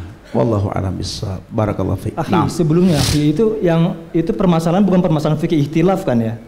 Maksudnya bukan yang perbandingan yang, kalau ikhtilaf kan memang kita harus butuh melihat dalil-dalil yang lain nih Ustaz ya. Kalau Ane sering ditanya itu semacam kok antum nggak isbal sih gitu. Kok antum jenggotnya dipelihara gitu. Jadi yang dijelaskan hukum isbal seperti ini. Bukan masalah kunut kan, bukan masalah ikhtilaf, bukan. Itu sebenarnya lebih gampang malahan, karena kan itu semua ibadah yang pasti merujuk kepada dalil. Nah dalil itu nggak mungkin tidak benar atau berbilang kebenarannya, pasti satu kebenarannya. Mungkin nanti berujung misalkan jenggot, pada akhirnya kita bicara panjang pendek. Ya, antum jangan terus jadi a priori kalau ngelihat ustadz jenggotnya nggak panjang, oh pasti lulusan Mesir tuh, Mesir disalahin gitu loh. Karena kan kita nggak bisa bilang ya ini dikerik atau ini bicara tidak dikerik. Ustadz kumisnya panjang amat gitu ya. Kan yang betul kan dicukur habis, ntar dulu. Banyak dalil yang menjelaskan. Ya, itu ada khilaf. Nah, itu beda hal. Ya, jadi jangan sampai kita malah menghakimi. Wallahu a'lam bishawab. Baik, ikhwannya lagi kembali pertanyaan yang via mic. Ini akhi depannya. Fadhol. Assalamualaikum warahmatullahi wabarakatuh. Waalaikumsalam. Waalaikumsalam. Saya dari Bogor, Ustaz. Dari Bogor. Enggak gitu. Boncengan tuh, pulangnya boncengan. Bawa motor juga. Ini mau nanya soal urus saja dirimu sendiri. Kan kita disuruh mempersiapkan diri untuk menjadi lebih baik, tapi di tengah-tengah kita itu bergeliat kemaksiatan, kemungkaran, dan kemaksiatannya itu yang sifatnya subuhat kayak tadi yang Ustadz bilang musik itu haram. Tapi kan ada pendapat ulama yang orang-orang yang menghalalkan ini itu berpendapat ke ulama itu ya Ibnu Hazm kan ya, yang menghalalkan musik. Gimana sikap kita yang kita tuh pengen banget ngedakwahin mereka supaya mereka tuh bener-bener ninggalin musik tanpa kemudian menyinggung perasaan dia gitu. Segitu Ustaz. Jazakallahu khair. Assalamualaikum warahmatullahi wabarakatuh. Assalamualaikum warahmatullahi wabarakatuh. Iya, sebenarnya kita bukan membahas pendapat Ibnu Hazmnya harusnya gitu loh. Yang perlu kita pelajari sirah Nabawi tentang masalah kondisi di mana Nabi diutus, bahwa saat itu yang namanya nyanyian musik sudah ada sebagai bentuk ritual. Nah, ketika nanti memang jelas ada larangan, maka kita harus yakin yang namanya larangan ini dijauhkan lebih utama ketimbang untuk dipikirkan terlebih dahulu gitu loh. Sehingga kalau terjadi syubhat, orang yang alim bukan malah mengiyakan syubhatnya, kalau perlu menjauhkan. Contoh selain musik lah, saya suka ditanya, Ustadz, cincin emas buat laki-laki kan haram, Ustadz. Iya. Bagaimana kalau seandainya perak yang disepuh emas, hukumnya apa, Ustadz? Saya tanya, sepuannya apa? Ja'faron, Ustadz. Ya nggak haram karena hukum asalnya perak, betul. Tapi kalau saya disuruh make ogah. Kenapa? Tasabbuh bil haram, menyerupai yang haram. Udah jelas haram, pengen ditiru gitu loh. Nah, sekarang kalau ulama mengharapkan dengan dalil dan alasan bahwa musik ini adalah cara beribadah orang kafir, sebut satu sahabat yang bernyanyi, sebut para tabiin yang bernyanyi, para tabiut tabiin, atau ulama-ulama dulu yang bernyanyi, sebut. Tidak ada, Ustaz. Kita mau meniru siapa? Kan ini awal kata musik ini orang kafir. Taruh kata ada yang mengatakan ini nggak apa-apa, berarti kan kita menyerupai orang kafir. Itu tuh cara menyikapi hukum seperti itu gitu loh ya. Jadi bukan berarti lantas mengkating membuat orang bingung. Hati-hati. Wallahu alam. Betapa bijaknya Muhammad bin Idris Asy-Syafi'i ketika beliau mengatakan kepada muridnya Imam Ahmad bin Hambal, Ahmad, anta a'lamu minni fi ilmil hadis. Kau lebih berilmu dari gurumu ini dalam ilmu hadis. Kalau nanti kau temukan pendapat gurumu bertentangan dengan hadis sahih yang kau temukan, buang pendapat gurumu ke tembok. Betapa mulianya. Bukan malah menguatkan kesalahan, bukan. Lalu Imam Syafi'i mengikrarkan kalimat indah dari mulutnya apa? Idza sahal hadis fahuwa madhhabi. Kalau ada hadis yang sahih, aku bermazhab dengan hadis tersebut. Makanya saya nggak nguntak begitunya. Ini kan ngomong begini kalau yang sudah ilmiah. Kita ngomong sama orang yang belum belajar, jangan tawarkan solusi yang lebih indah dari itu. Kalau ternyata dia merasakan indahnya lantunan Quran, ketentraman ketika mendengar Quran, udah antum gak usah khawatir, dia yang bakal mengiyakan sendiri ucapan antum atau menolak perkataan dia. Saya pernah contohkan di beberapa kajian di YouTube, ya. Salah satu kejadian itu ketika ada yang membahas masalah musik, saya jawab, padahal bukan kajian masalah musik. Setelah kajian saya disamperin sama ibu-ibu, Ustaz Subhan, jaga mulut ya. Saya jaga bu, saya bilang. Galak amat, saya bilang saya suruh jaga. Dihijab masih ngelongok juga lagi, saya bilang aduh ibu-ibu sekarang dah. Ustadz bilang musik haram, bukan saya, Nabi, saya bilang gitu. Saya cuma nyampein. Setengah umur saya dari musik, dan anak saya semua hidup karena musik. Karena suami saya pemusik, dia sebutlah pemusik yang terkenal dah. Masya Allah. Aduh bu, dari mula lagi bu, kalau begini bu, saya nyampein dalil ibu marah susah dah. Udah, ibu duduk manis saja dulu, biar kajian beres, bulan depan ketemu lagi. Nah, bulan depan ketemu, udah panjang kerudungnya. Subhanallah Ustaz, saya minta maaf Ustaz, ibu salah apa emang? Ya kemarin saya bilang begini begitu. Oh ya, nggak masalah. Ternyata ada ketentraman selain dari musik, Ustaz. Masya Allah Ustaz. Berawal dari itu dia saya pegang Ustaz. Awal itu dulu, tapi lama kelamaan akhirnya dia mencari dalil dan dia menemukan betapa Allah turunkan melalui Muhammad itu syair yang lebih indah daripada syair yang ada, Al-Quranul Karim, di zaman puisi dan syair. Subhanallah. Cuma kita nggak pandai menyampaikan. Wallahu a'lam. Nah, satu lagi ikhwan sebelum saya bacakan yang dari akhwatnya. Fadol. Assalamualaikum Ustaz, nama saya Adit dari Jakarta Pusat. Waalaikumsalam Adit, fadol. Jadi anak kadang dalam bersosmed itu kadang suka melihat ya teman-teman maksudnya berbuat kemungkaran atau berbuat keji, misalnya menggambar makhluk yang diposting gitu kan. Nah dari situ anak sih waktu itu bersikap ada poster-poster dakwah yang memuat hadis atau dalil yang mengenai tidak bolehnya menggambar makhluk. Anak posting tiba-tiba malah di unfriend gitu. Nah itu kayak gimana, apakah sikapnya sudah benar atau bagaimana? Terima kasih. Ini memang sosmed ini memang muskilah di belakang ini. Jadi kalau memang hukum asal gambar itu memang nggak ada tawar menawar. La'anallah al-musawwirin. Kata Rasul kan Allah melaknat orang yang suka merupa. Ya, jadi kalau antum buat sebuah seni dalam bentuk rupa atau seni rupa berkaitan tentang lukisan, gitu ya. Kalau antum pelukis sejati, antum tahulah lukisan dibuat untuk menyerupai dan ditiupkan roh, sehingga acap kali lukisan dibuat itu memiliki sebuah tanda-tanda kehidupan. Makanya mahal sebuah lukisan karena arti dalam kehidupan dalam lukisan itu. Ini kalau bicara gambar burung perkutut, semua juga bisa gambar. Cuma ini burung bagus nih, saya beli gambar apa? Kenapa si pembeli ini tahu bentuk paruhnya ini melambangkan burung bagus suara? Itu lambang kehidupan namanya. Itu mutlak haram. Ya. Jadi mau diputar kemana juga hukum asalnya haram.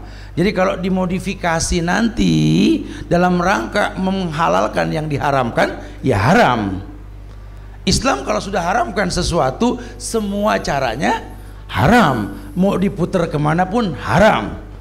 Jangan dipaksakan. Ini kan kadang-kadang saya suka ngelihat majalah tentang cerita anak-anak, sahabat dan lain sebagainya. Udah muka nggak ada, lehernya kepotong setengah, betul? Ini kan akhirnya menjadi sebuah obrolan. Emang harus seperti itu? Kalau nggak seperti itu, apa emang nggak bisa? Ternyata bisa. Jangan paksakan harusnya gitu loh. Karena memang hukum asalnya udah nggak boleh. Jangan jadi obrolan. Belum lagi pertanyaan tentang masalah foto dengan lukisan dan lain-lain. Ini gimana Ustaz? Allahu Akbar. Saya senang sekali kalau yang berilmu bahas ini. Karena kalau yang nggak berilmu nggak paham kadang-kadang bahwa yang namanya foto dengan dua lukisan adalah dua hal yang berbeda. Kalau foto memang dicetak, kalau lukis kan dibuat untuk menyerupai. Allah benci orang yang menyerupai apa yang dia perbuat. Kenapa? Huwallah laisa kamitslihi syai'. Karena Allah nggak serupa. Ya, jadi memang hati-hati nih. Alat bantunya gampang. Sekarang mungkin orang nggak megang koas. Tapi kan ada AutoCAD dan lain sebagainya. Ini kan sama judulnya membuat. Nah, itu udah semua yang pada akhirnya mengarah kepada yang haram adalah haram. Wallahu a'lam bishawab. Nah. Dan cara beliau mensikapi dengan memberikan poster bahwa hukumnya adalah haram dan temannya akhirnya mengunfriend gimana Ustaz? Itu sih amar ma'ruf nahil mungkar. Atau ngomong ke siapa? Orang yang sudah ngaji belum. Kalau orang yang belum ngaji, ini bahaya. Antum sampaikan dalil yang dia belum paham. Kallimun nas bima ya'rifu alaih. Ajak bicara manusia sebatas pemahaman dia. Kayaknya antum perlu ulang-ulang dulu tuh dalil tersebut dan tafsirannya. Kira-kira mudeng nggak nih orang gitu loh. Kalau bakal nggak mudeng, jadi masalah nanti buat dia. Akhirnya dia nggak bisa nerima yang lain dari antum. Efeknya setiap yang antum berikan dipandang ekstrim, keras dan lain-lain. Lihatlah. Akhirnya malah susah berdakwah ya Ustaz. Ya, ada uslub, ada teknik dalam berdakwah itu ya. Masya Allah. Wallahu a'lam. Baik, syukran Ustaz atas jawabannya, dan saya akan bacakan pertanyaan banyak dari akhwat. Salah satunya ini cukup menarik Ustaz. Assalamualaikum ya Ustaz. Waalaikumsalam. Ini ada dua pertanyaan, saya tanyakan yang keduanya dulu. Ustaz, lebih baik pilih yang mana Ustaz? Pria yang sering sholat tapi sering melakukan bid'ah, atau pria yang jarang ibadah tapi katanya sudah hijrah ke dalam sunnah? Wow, dua-duanya sama.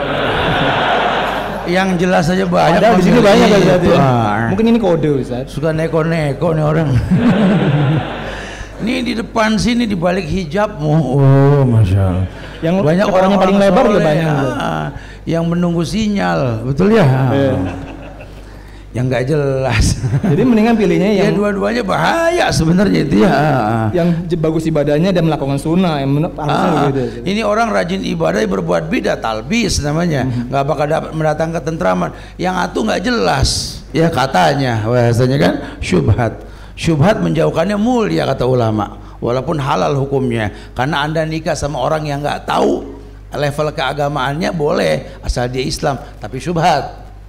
Namun menjauhkannya mulia di Islam kan begitu. Allahu a'lam. Nah, mungkin ikhwan di sini yang jomblo mungkin bisa dicari tahu nih orang tuanya ya, jangan ke dianya, ke orang tuanya.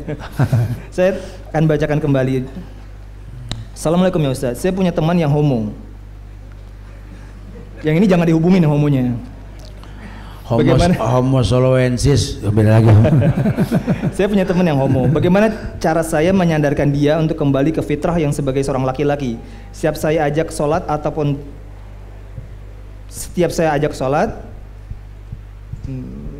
untuk mengajak sholat dan untuk menasihatinya tidak menjadi homo lagi, dia selalu mengatakan nanti juga dapat hidayah. Ini sama-sama laki nih ngomong. Ini akhwat Ustaz. Akhwat. Temannya homo. Aneh-aneh aja Ustaz. Iya, omongin aja. Artinya kalau kita kan berteman ini kan Allah buat kita berteman dengan seseorang itu kan bukan sesuatu yang main-main. Ada hikmah di balik persahabatan kita. Mungkin melalui mulut kita hidayah buat dia. Ya, kita nggak ngebahas homo atau apanya lah ya. Tapi yang pasti bahasa dia hidayah juga datang ntar. Itu yang dibahas. Hidayah itu nggak bisa datang kalau nggak dibuka sebabnya. Apa sebabnya? Kan disampaikan Al-An'am tadi ayat 31 itu. Walam yalbisu imanahum bizulmin ulaika lahumul amnu wa hum muhtadun. Ini homo kezoliman. Ya kalau dia masih berbuat zolim walaupun berbuat baik, nggak bakal tenang jiwanya, nggak bakal dapat hidayah. Nah tugas kita tuh untuk mengajak dia untuk bisa tidak mencampur adukan. Dia bagaimana caranya? Ya mulailah dijauhkan dia dari kebiasaan-kebiasaan yang dikatakan zolim tadi, supaya jiwanya tenang, gampang dapat hidayah. Fokus di situ tuh.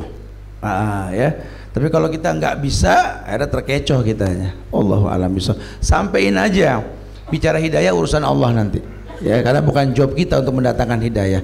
Mudah-mudahan Allah berikan hidayah pada orang yang seperti ini, insyaallah ya. Insyaallah. Nah Ustaz, tapi ini agak bimbang juga Ustaz.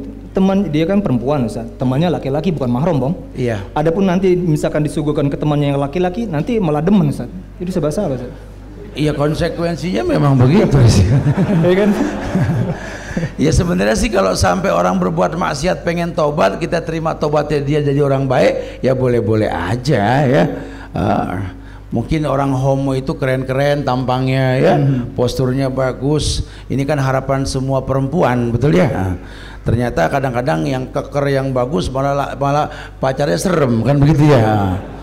Ya wallahu alam bisawab. Tetap ada hukum yang namanya homo kan laki-laki. Walaupun mungkin dia nggak suka sama perempuan, tapi kan dia laki-laki. Allah ciptakan min dzakarin au unsa. Dalil tentang perempuan dengan perempuan, laki dengan laki dalam bersosialisasi itu berlaku walaupun dengan homo, atau sebaliknya laki-laki dengan lesbian sama, ya tetap berlaku hukum. Itu kan kacamata dunia. Dia kan nggak demen laki, dia kan nggak demen perempuan, kacamata dunia. Tapi di mata Allah dia laki, dia perempuan. Nah, sekarang Ustaz, pertanyaan lagi dari akhwatnya, Ustaz, dari seorang istri. Apa yang harus dilakukan seorang istri ketika suaminya menjadi berpindah agama, Ustaz? Dan apa yang harus dilakukan anak-anaknya kepada orang tuanya yang pindah agama tersebut? Apakah tetap harus beramar ma'ruf atau berbuat yang baik? Dan hukum istrinya kepada suami, kaif, Ustaz?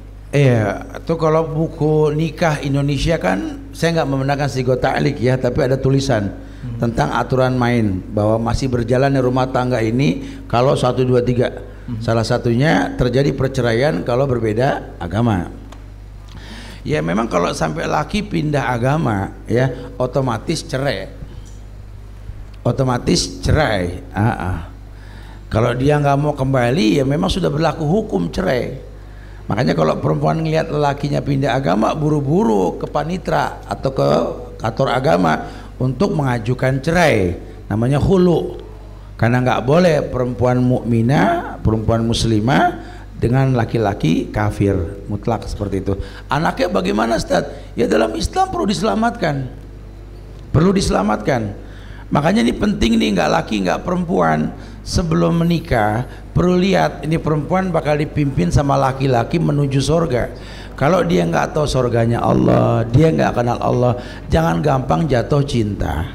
Laki-laki juga sama. Kalau pengen menikah dengan perempuan, lihat agamanya penting ya, walaupun itu di urutan terakhir. Fasbar bid'atin taribat yadak. Pun lihat ipar. Kenapa? Karena Anda punya PR, Anda sering keluar istri sama ipar Anda. Nah kalau ipar Anda nggak bagus agama gimana? Atau Anda meninggal, istri Anda mengandung anak Anda, yang bakal menafkahi anak Anda siapa kalau bukan encang-encingnya, pamannya, betul? Agamanya bagaimana? Itu penting tuh, berilmu sebelum beramal ya. Wallahu a'lam. Nah, satu lagi pertanyaan dari akhwat. Iya. Ini agak berbau rumah tangga, Ustaz, tapi nampaknya penting, Ustaz. Assalamualaikum, Ustaz. Ana yang bertanya, apakah perceraian termasuk takdir Allah? Mohon nasihatnya, Ustaz, karena pernikahan saya sudah di ujung tanduk. Iya. Orang suka memandang hina yang namanya perceraian, karena memang dia mungkin nggak tahu cerai bahasa Arabnya apa. At-talaq.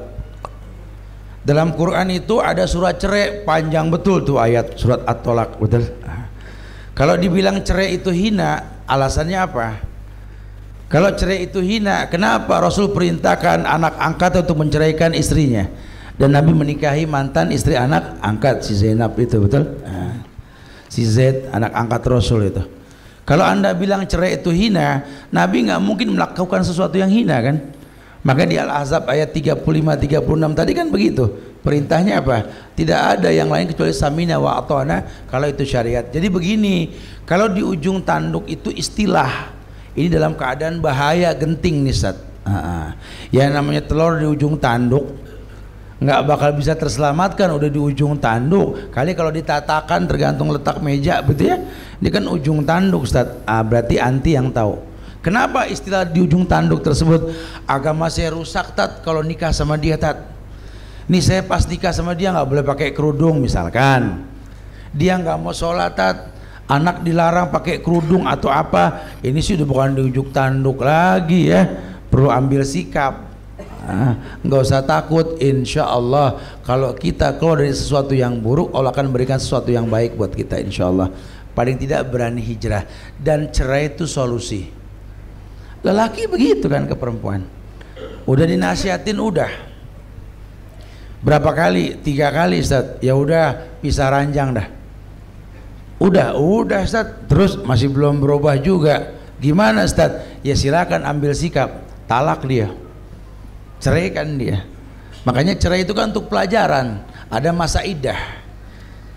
Lelaki yang mencerai istrinya karena sebuah kesalahan, sunnah muakkad untuk tidak mengizinkan istrinya keluar dari rumahnya sebagai bentuk pelajaran.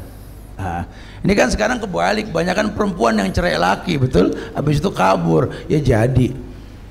Karena lelaki sekarang nggak greget, takut menceraikan. Ya saya bukan nggak berani, Ustaz. Kalau saya ingat-ingat, soalnya cuma dia doang yang demen, nggak ada yang lain. Waduh, masya Allah ya. Anda ini kurang greget gitu. Wallahu a'lam bishawab ya. Cerai boleh di Islam nggak hina, asal alasannya apa ya.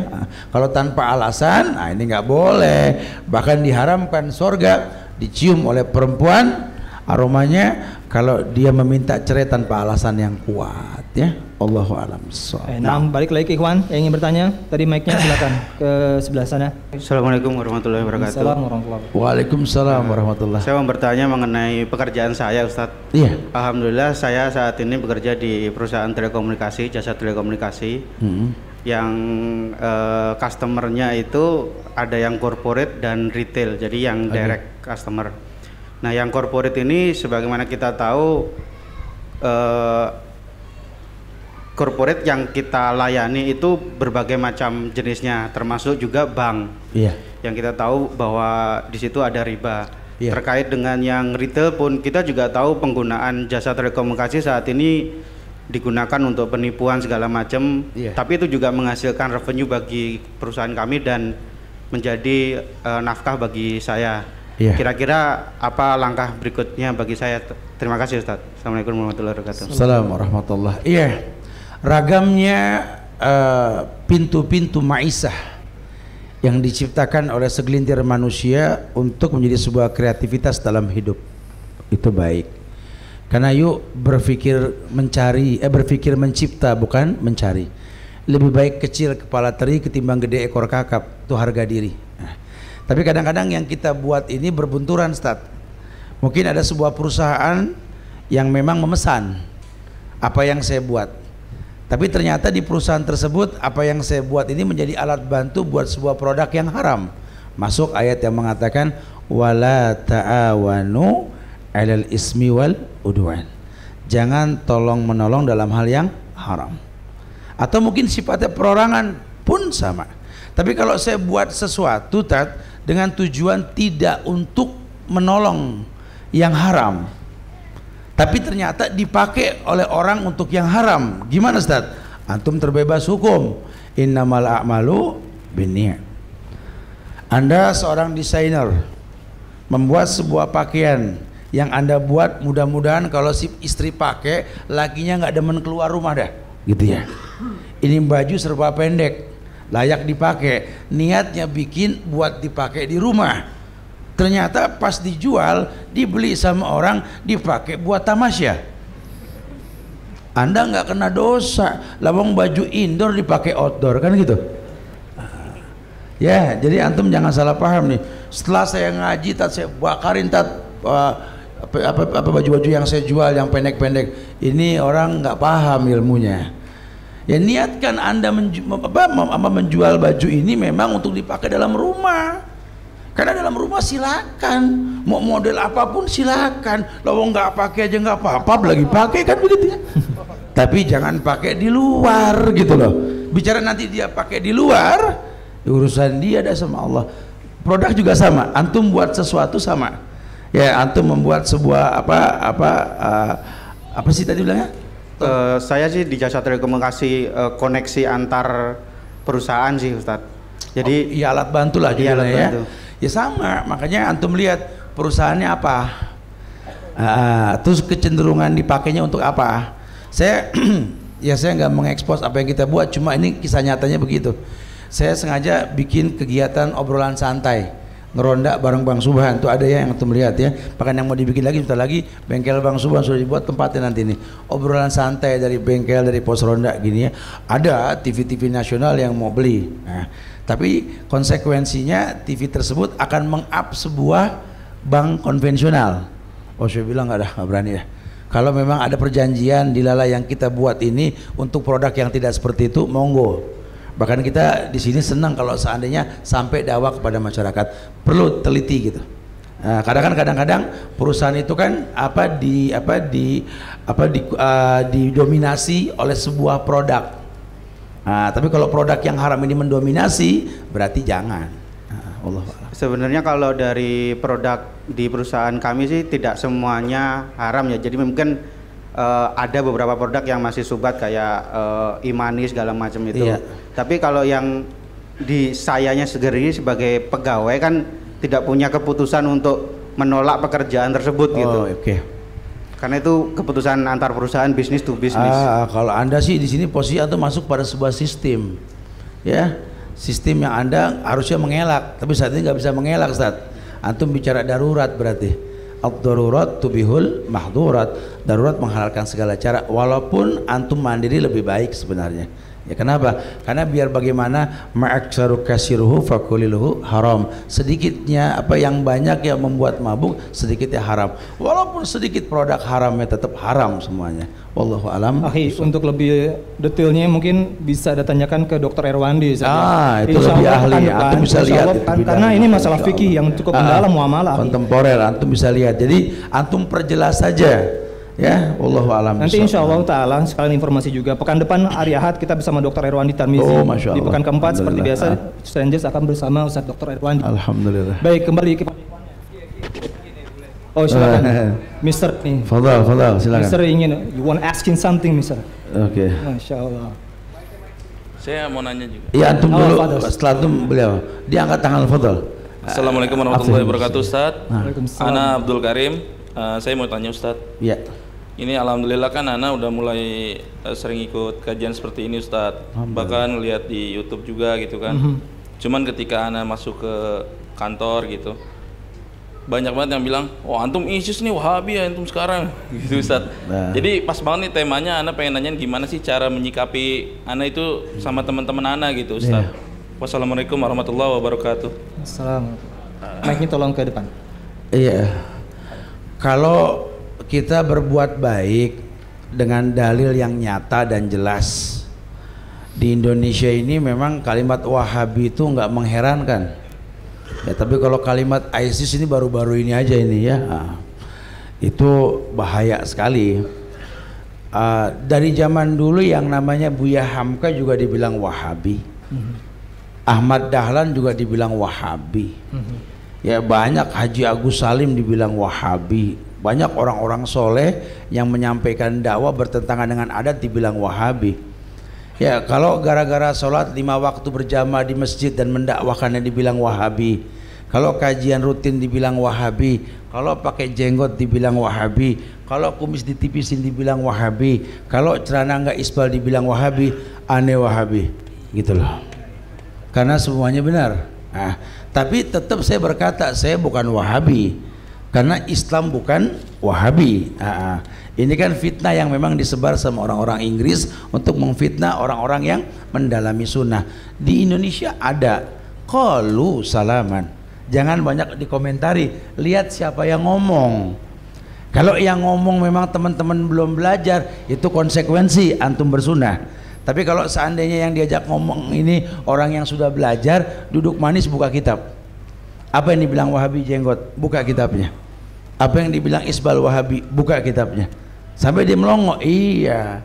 Jadi jangan gampang mengatakan begitu. Lain dengan ISIS. ISIS kan memang jelas sebuah bentuk produk organisasi yang dibuat, ya mengatasnamakan Islam. Tapi Islam kan nggak menimbulkan mudarat. Jadi kalau anda pikir saya mudaratnya di mana? Diperjelas saja. Itu kalau yang ilmiah. Kalau yang enggak ya qalu salaman, sabarin dah. Ya, selamat datang di Indonesia. Itu ya, insyaallah. Wallahu a'lam bishawab. Naam, fadhal. Ya, silakan. Oke, Masya Allah. Assalamualaikum Ustaz. Waalaikumsalam warahmatullahi. Ustaz, aku mau minta informasi rokok haram atau mukroh. Itu 500 tahun kemarin orang Turki ya. Itu bilang itu makro. Tapi semua orang sekarang Ustadz dan mufti bilang itu haram. Bisa klarifikasi itu ya. Sebenarnya sih cara mendakwakan orang tentang masalah rokok ini halal atau haram, kita juga bisa lihat dari orang tersebut. Kalau orang tersebut sudah belajar, kita bicara ilmiah ya. Kita akan bicara bahwa yang namanya sesuatu yang buruk akan mendatangkan keburukan. Karena salah satu perusahaan yang paling jujur namun paling merusak ya rokok. Nggak ada perusahaan yang berani jujur menulis dalam kemasannya rokok kill you. Tidak ada pabrik yang berani jujur ya, kecuali pabrik rokok. Saya nggak membenarkan pabrik tersebut ya, tapi saya salut. Di mana pun dia mengatakan smoking kill you. Masya Allah, dahsyat sekali ya. Apalagi sekarang ditemukan bahwa orang Barat sendiri di Australia itu ya apa lead bank kesehatan Australia itu menemukan ternyata dalam filter rokok filter itu ada hemoglobin babi, sehingga dipastikan haram rokok yang menggunakan filter karena mengandung unsur babi. Ini sudah jelas berkembang nih ya. Tapi secara umum sebutkan satu dokter ahli kesehatan yang mengatakan bahwa rokok itu menyehatkan, insya Allah nggak ditemukan. Baru kita ngomong dalil dalam Quran.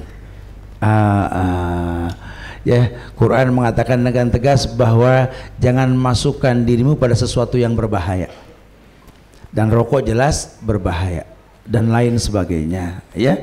Sisanya sih ya memang apa ya harus bicara logika. Kayak ada orang yang nggak bisa ninggalin rokok, kita coba aja dulu seminggu nggak ngerokok, kemudian ngerokok lagi coba, ya dia akan membandingkan sendiri. Ada orang Astra di sini, daerah Kerawang ya, masya Allah tuh saya pernah ngajar di sana. Itu orang yang ngerokok itu diberikan tempat kayak halte, jadi nggak boleh ngerokok bebas kecuali di halte tersebut. Itu di depannya itu ruang kaca, yang ngerokok dalam kaca itu ada bacaan ruang kematian.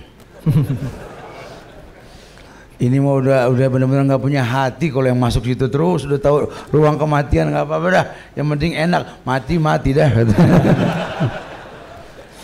Kadang-kadang saya juga bingung karena orang-orang perokok ini punya dalil sendiri, kita larang juga nggak bisa Pak. Ini mah kisah nyata ya, maaf ya, ini mah kisah nyata, saya ngalamin sendiri gitu loh. Kan suka ada mutawif dari orang-orang Jawa Timur tuh kalau di Mekah Madinah. Ini kan ngerokoknya kuat-kuat. Saya bilang antum jangan ngerokok depan jamaah. Kalaupun belum bisa ninggalin, jangan dipertontonkan, ini aib, jangan. Dia pindah ke tempat lain. Malah yang ada bacaan no smoking. Saya bilang ini lebih jelas no smoking. Dia bilang buat sampean no smoking, buat saya NO smoking. Katanya gitu dia bilang. Subhanallah. Susah deh ya. Kalau Anda benci rokok, coba buktikan Anda harus membuang rokok. Kan cuma kami yang membuang dan menghabiskan, Anda tidak. Ada aja alasannya gitu loh ya. Udah, saya menemukan sebuah hadis yang derajatnya memang hasan ya. Hadis ini mengatakan man samma summan sammallahu yaumal qiyamah fakana summu fi yadihi. Orang yang menghisap racun, maka dia akan dibangkitkan di akhirat sedang memegang racun tersebut. Masya Allah. Yuhsaru yaumal qiyamah bima mata alaih. Orang akan dibangkitkan nanti di hari kiamat seperti dia diwafatkan. Wallahu alam. Jadi mutlak, yuk, kalaupun orang mengatakan makruh mengarah kepada yang haram, bukan yang halal. Sekarang kalau istilah makruh dibenci sama Allah, gimana kita mau mulia kalau mengerjakan yang dibenci? Allahu a'lam bissawab. Nah, barakallah. Mister, clear ya, Mister ya. Clear ya. Masya Allah. Baik ikhwan ya, ada lagi. Silakan, mic tadi di mana? Assalamualaikum warahmatullahi wabarakatuh. Waalaikumsalam. Nama saya Dadan. Ustaz, Ana mau bertanya. Nabi Muhammad kan sebelum diutus menjadi Rasul tuh terkenal di masyarakat tuh Al-Amin ya Ustaz. Iya. Nah, bagaimana sikap kita untuk berdakwah sedangkan kita tidak memiliki akhlak yang seperti Rasul gitu? Iya. Sikap kita untuk berdakwah kepada masyarakat. Sedangkan Rasul yang digelari Al-Amin aja masih dimusuhi gitu. Iya. Sama ininya. Masya Allah. Iya. Assalamualaikum warahmatullahi wabarakatuh. Sifat yang dimiliki Rasul itu merupakan formula yang paling kuat dalam mendakwakan akidah di negeri Mekah. Sidik, tablik, amanah, fatonah, al-amin, sifat beliau. Ini modal. Kenapa? Karena memang Quran belum dibukukan zaman beliau, betul ya. banyak teknologi yang belum bisa diterima ketika beliau mengatakan kalau minuman ada laler, masukkan laler ke dalam minuman. Itu kan susah kita ngomong kalau kita nggak punya power sifat al-amin tadi. Nah belakangan ini bukan itu nggak diperlukan, karena untuk mencapai tingkat itu nggak ada orang sekarang gitu ya. Tapi sekarang ini lebih ilmiah kok. Mungkin antum tidak memiliki sifat al-amin seperti Nabi Muhammad, tapi antum punya dalil. Kata Rasul kan balighu ani walau ayah, sampaikan dariku walaupun sejumlah. Pokoknya yang antum sampaikan memang beliau contohkan dan Allah perintahkan, itu sudah alat bantu. Ya, kalaupun Allah berikan alat bantu sifat-sifat mulia yang dimiliki Nabi Muhammad nggak dimiliki oleh yang lain, ya nggak ada masalah.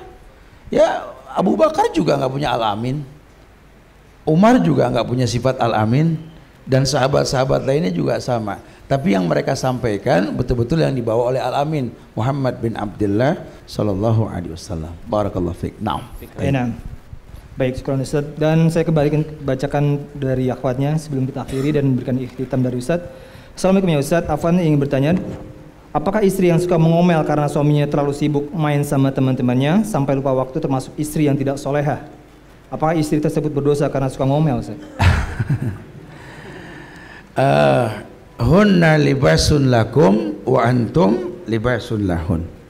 Bahasa Quran itu mengatakan perempuan itu pakaian buat laki-laki. Kalimat pakaian buat laki-laki ini menutup aib. Sehingga kalau perempuan cerewet, saya sih mandang itu pakaian. Habis kalau nggak dicerewet ini laki nggak paham-paham, betul? Boleh aja. Emang salah satu kelebihan perempuan ya cerewet. Kalau perempuan nggak cerewet dipertanyakan kewanitaannya, betul? Kan dalam ilmu kedokteran juga ditemukan bahwa perempuan itu punya kemampuan menciptakan lebih minimal 20.000 kata dalam satu hari. Sementara laki-laki itu otaknya itu bisa menciptakan maksimal 10.000 kata. Kebayang ya, dari pagi sampai malam kita ngomong. Sampai rumah bini ngomong, udah kehabisan kata. Makanya kadang-kadang perempuan kirim WA ke lakinya, "Pak pulang dong, tolong dong pakai otak, kamu kan gini." Oke, paling gitu doang. Karena udah nggak memproduksi kata lagi gitu loh ya. Ya lagi nyupir, baru pulang kerja suruh nganterin anak-anak ngupir aja, "Pak ngomong sih jangan diem." Iya, paling gitu doang gitu loh. Karena udah nggak bisa. Lain sama perempuan, udah di rumah ya nggak ngomong, lakinya datang, kebayang nggak tuh kata-kata yang keluar? Makanya saya nggak heran kalau ngeliat bini di rumah sambil nyeplok telur ngomel sama anak. Saya nggak heran ya, kurang ajar dasar anak sekarang. Kita laki-laki nggak bakal mampu tuh ya. Jadi kalau perempuan sampai nggak cerewet mah dipertanyakan tuh keperempuanannya tuh ya. Asal cerewetnya yang baik ya. Perlu tahu kondisi yang dicerewetin dalam keadaan apa nih. Bu, Mbak, Sis ya dengar. Rumahmu sorgamu. Tolong pertahankan itu. Karena yang namanya sorga pemiliknya pasti betah. Jadi jangan menganggap rumahku sorgaku, baiti jannati, home sweet home, tapi si pemiliknya nggak betah. Ini bahaya. Ya, yuk jadi bidadari yang bikin suami betah. Jadi kalau perlu cerewet untuk yang baik boleh. Tapi kalau cerewet untuk sesuatu yang nggak layak dicereweti ya jangan. Nggak bagus, cerewetin terus, emang kelewatan tuh lagi ya, betul-betul ya, main mulu. Allahu a'lam. Tahu Ustaz, satu pertanyaan terakhir dari aku Ustaz. Ya. Bagaimana cara menasihati orang yang lebih tua Ustaz?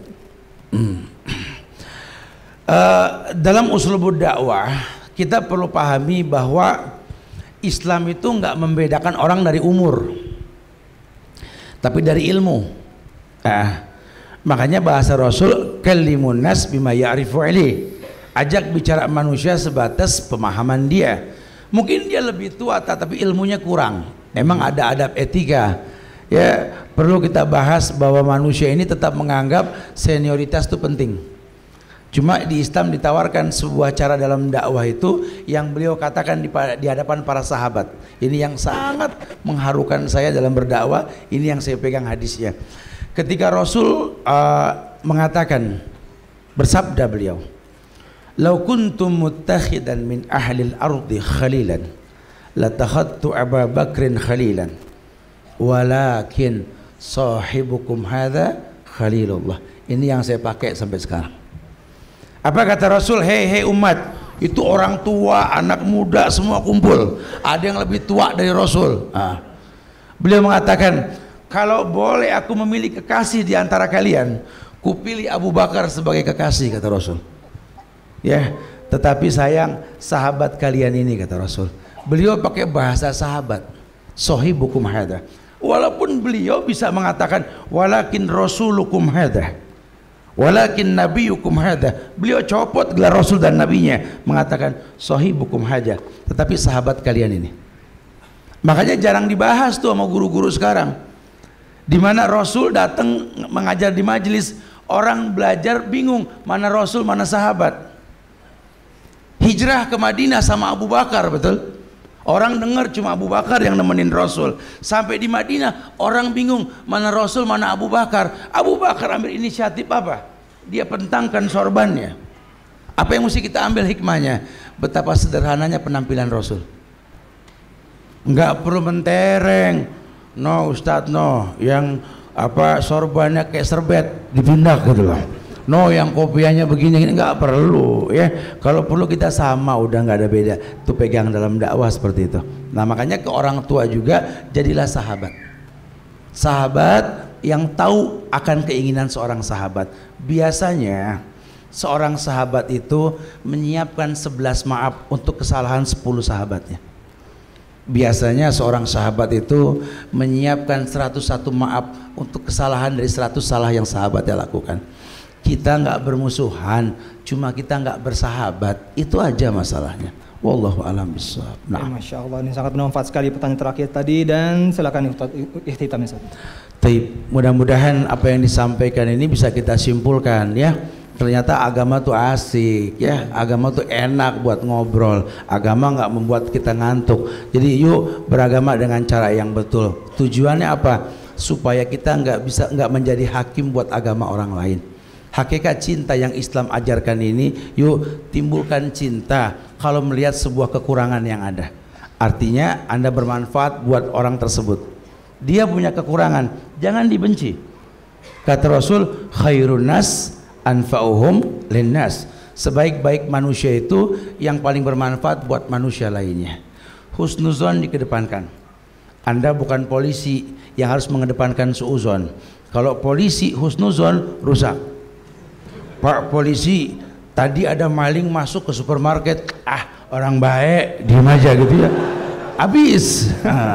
Tapi kalau kita bukan polisi, yuk husnuzon, karena Allah mengatakan wadzalikum zonnukumul ladzi zonantum birabbikum ardakum fa asbahtum minal khasirin. Hati-hati, prasangka buruk yang kau sangkakan, Allah akan jadikan prasangka buruk selamanya buat kamu.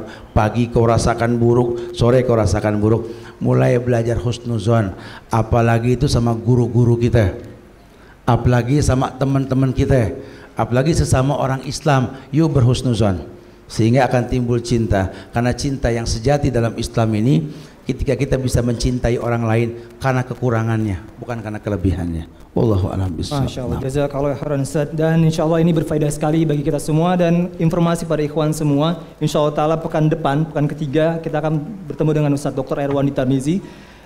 Dan pekan keduanya saya informasikan, pekan kedua bersama Ustaz Badru dan Ustaz Erwandi.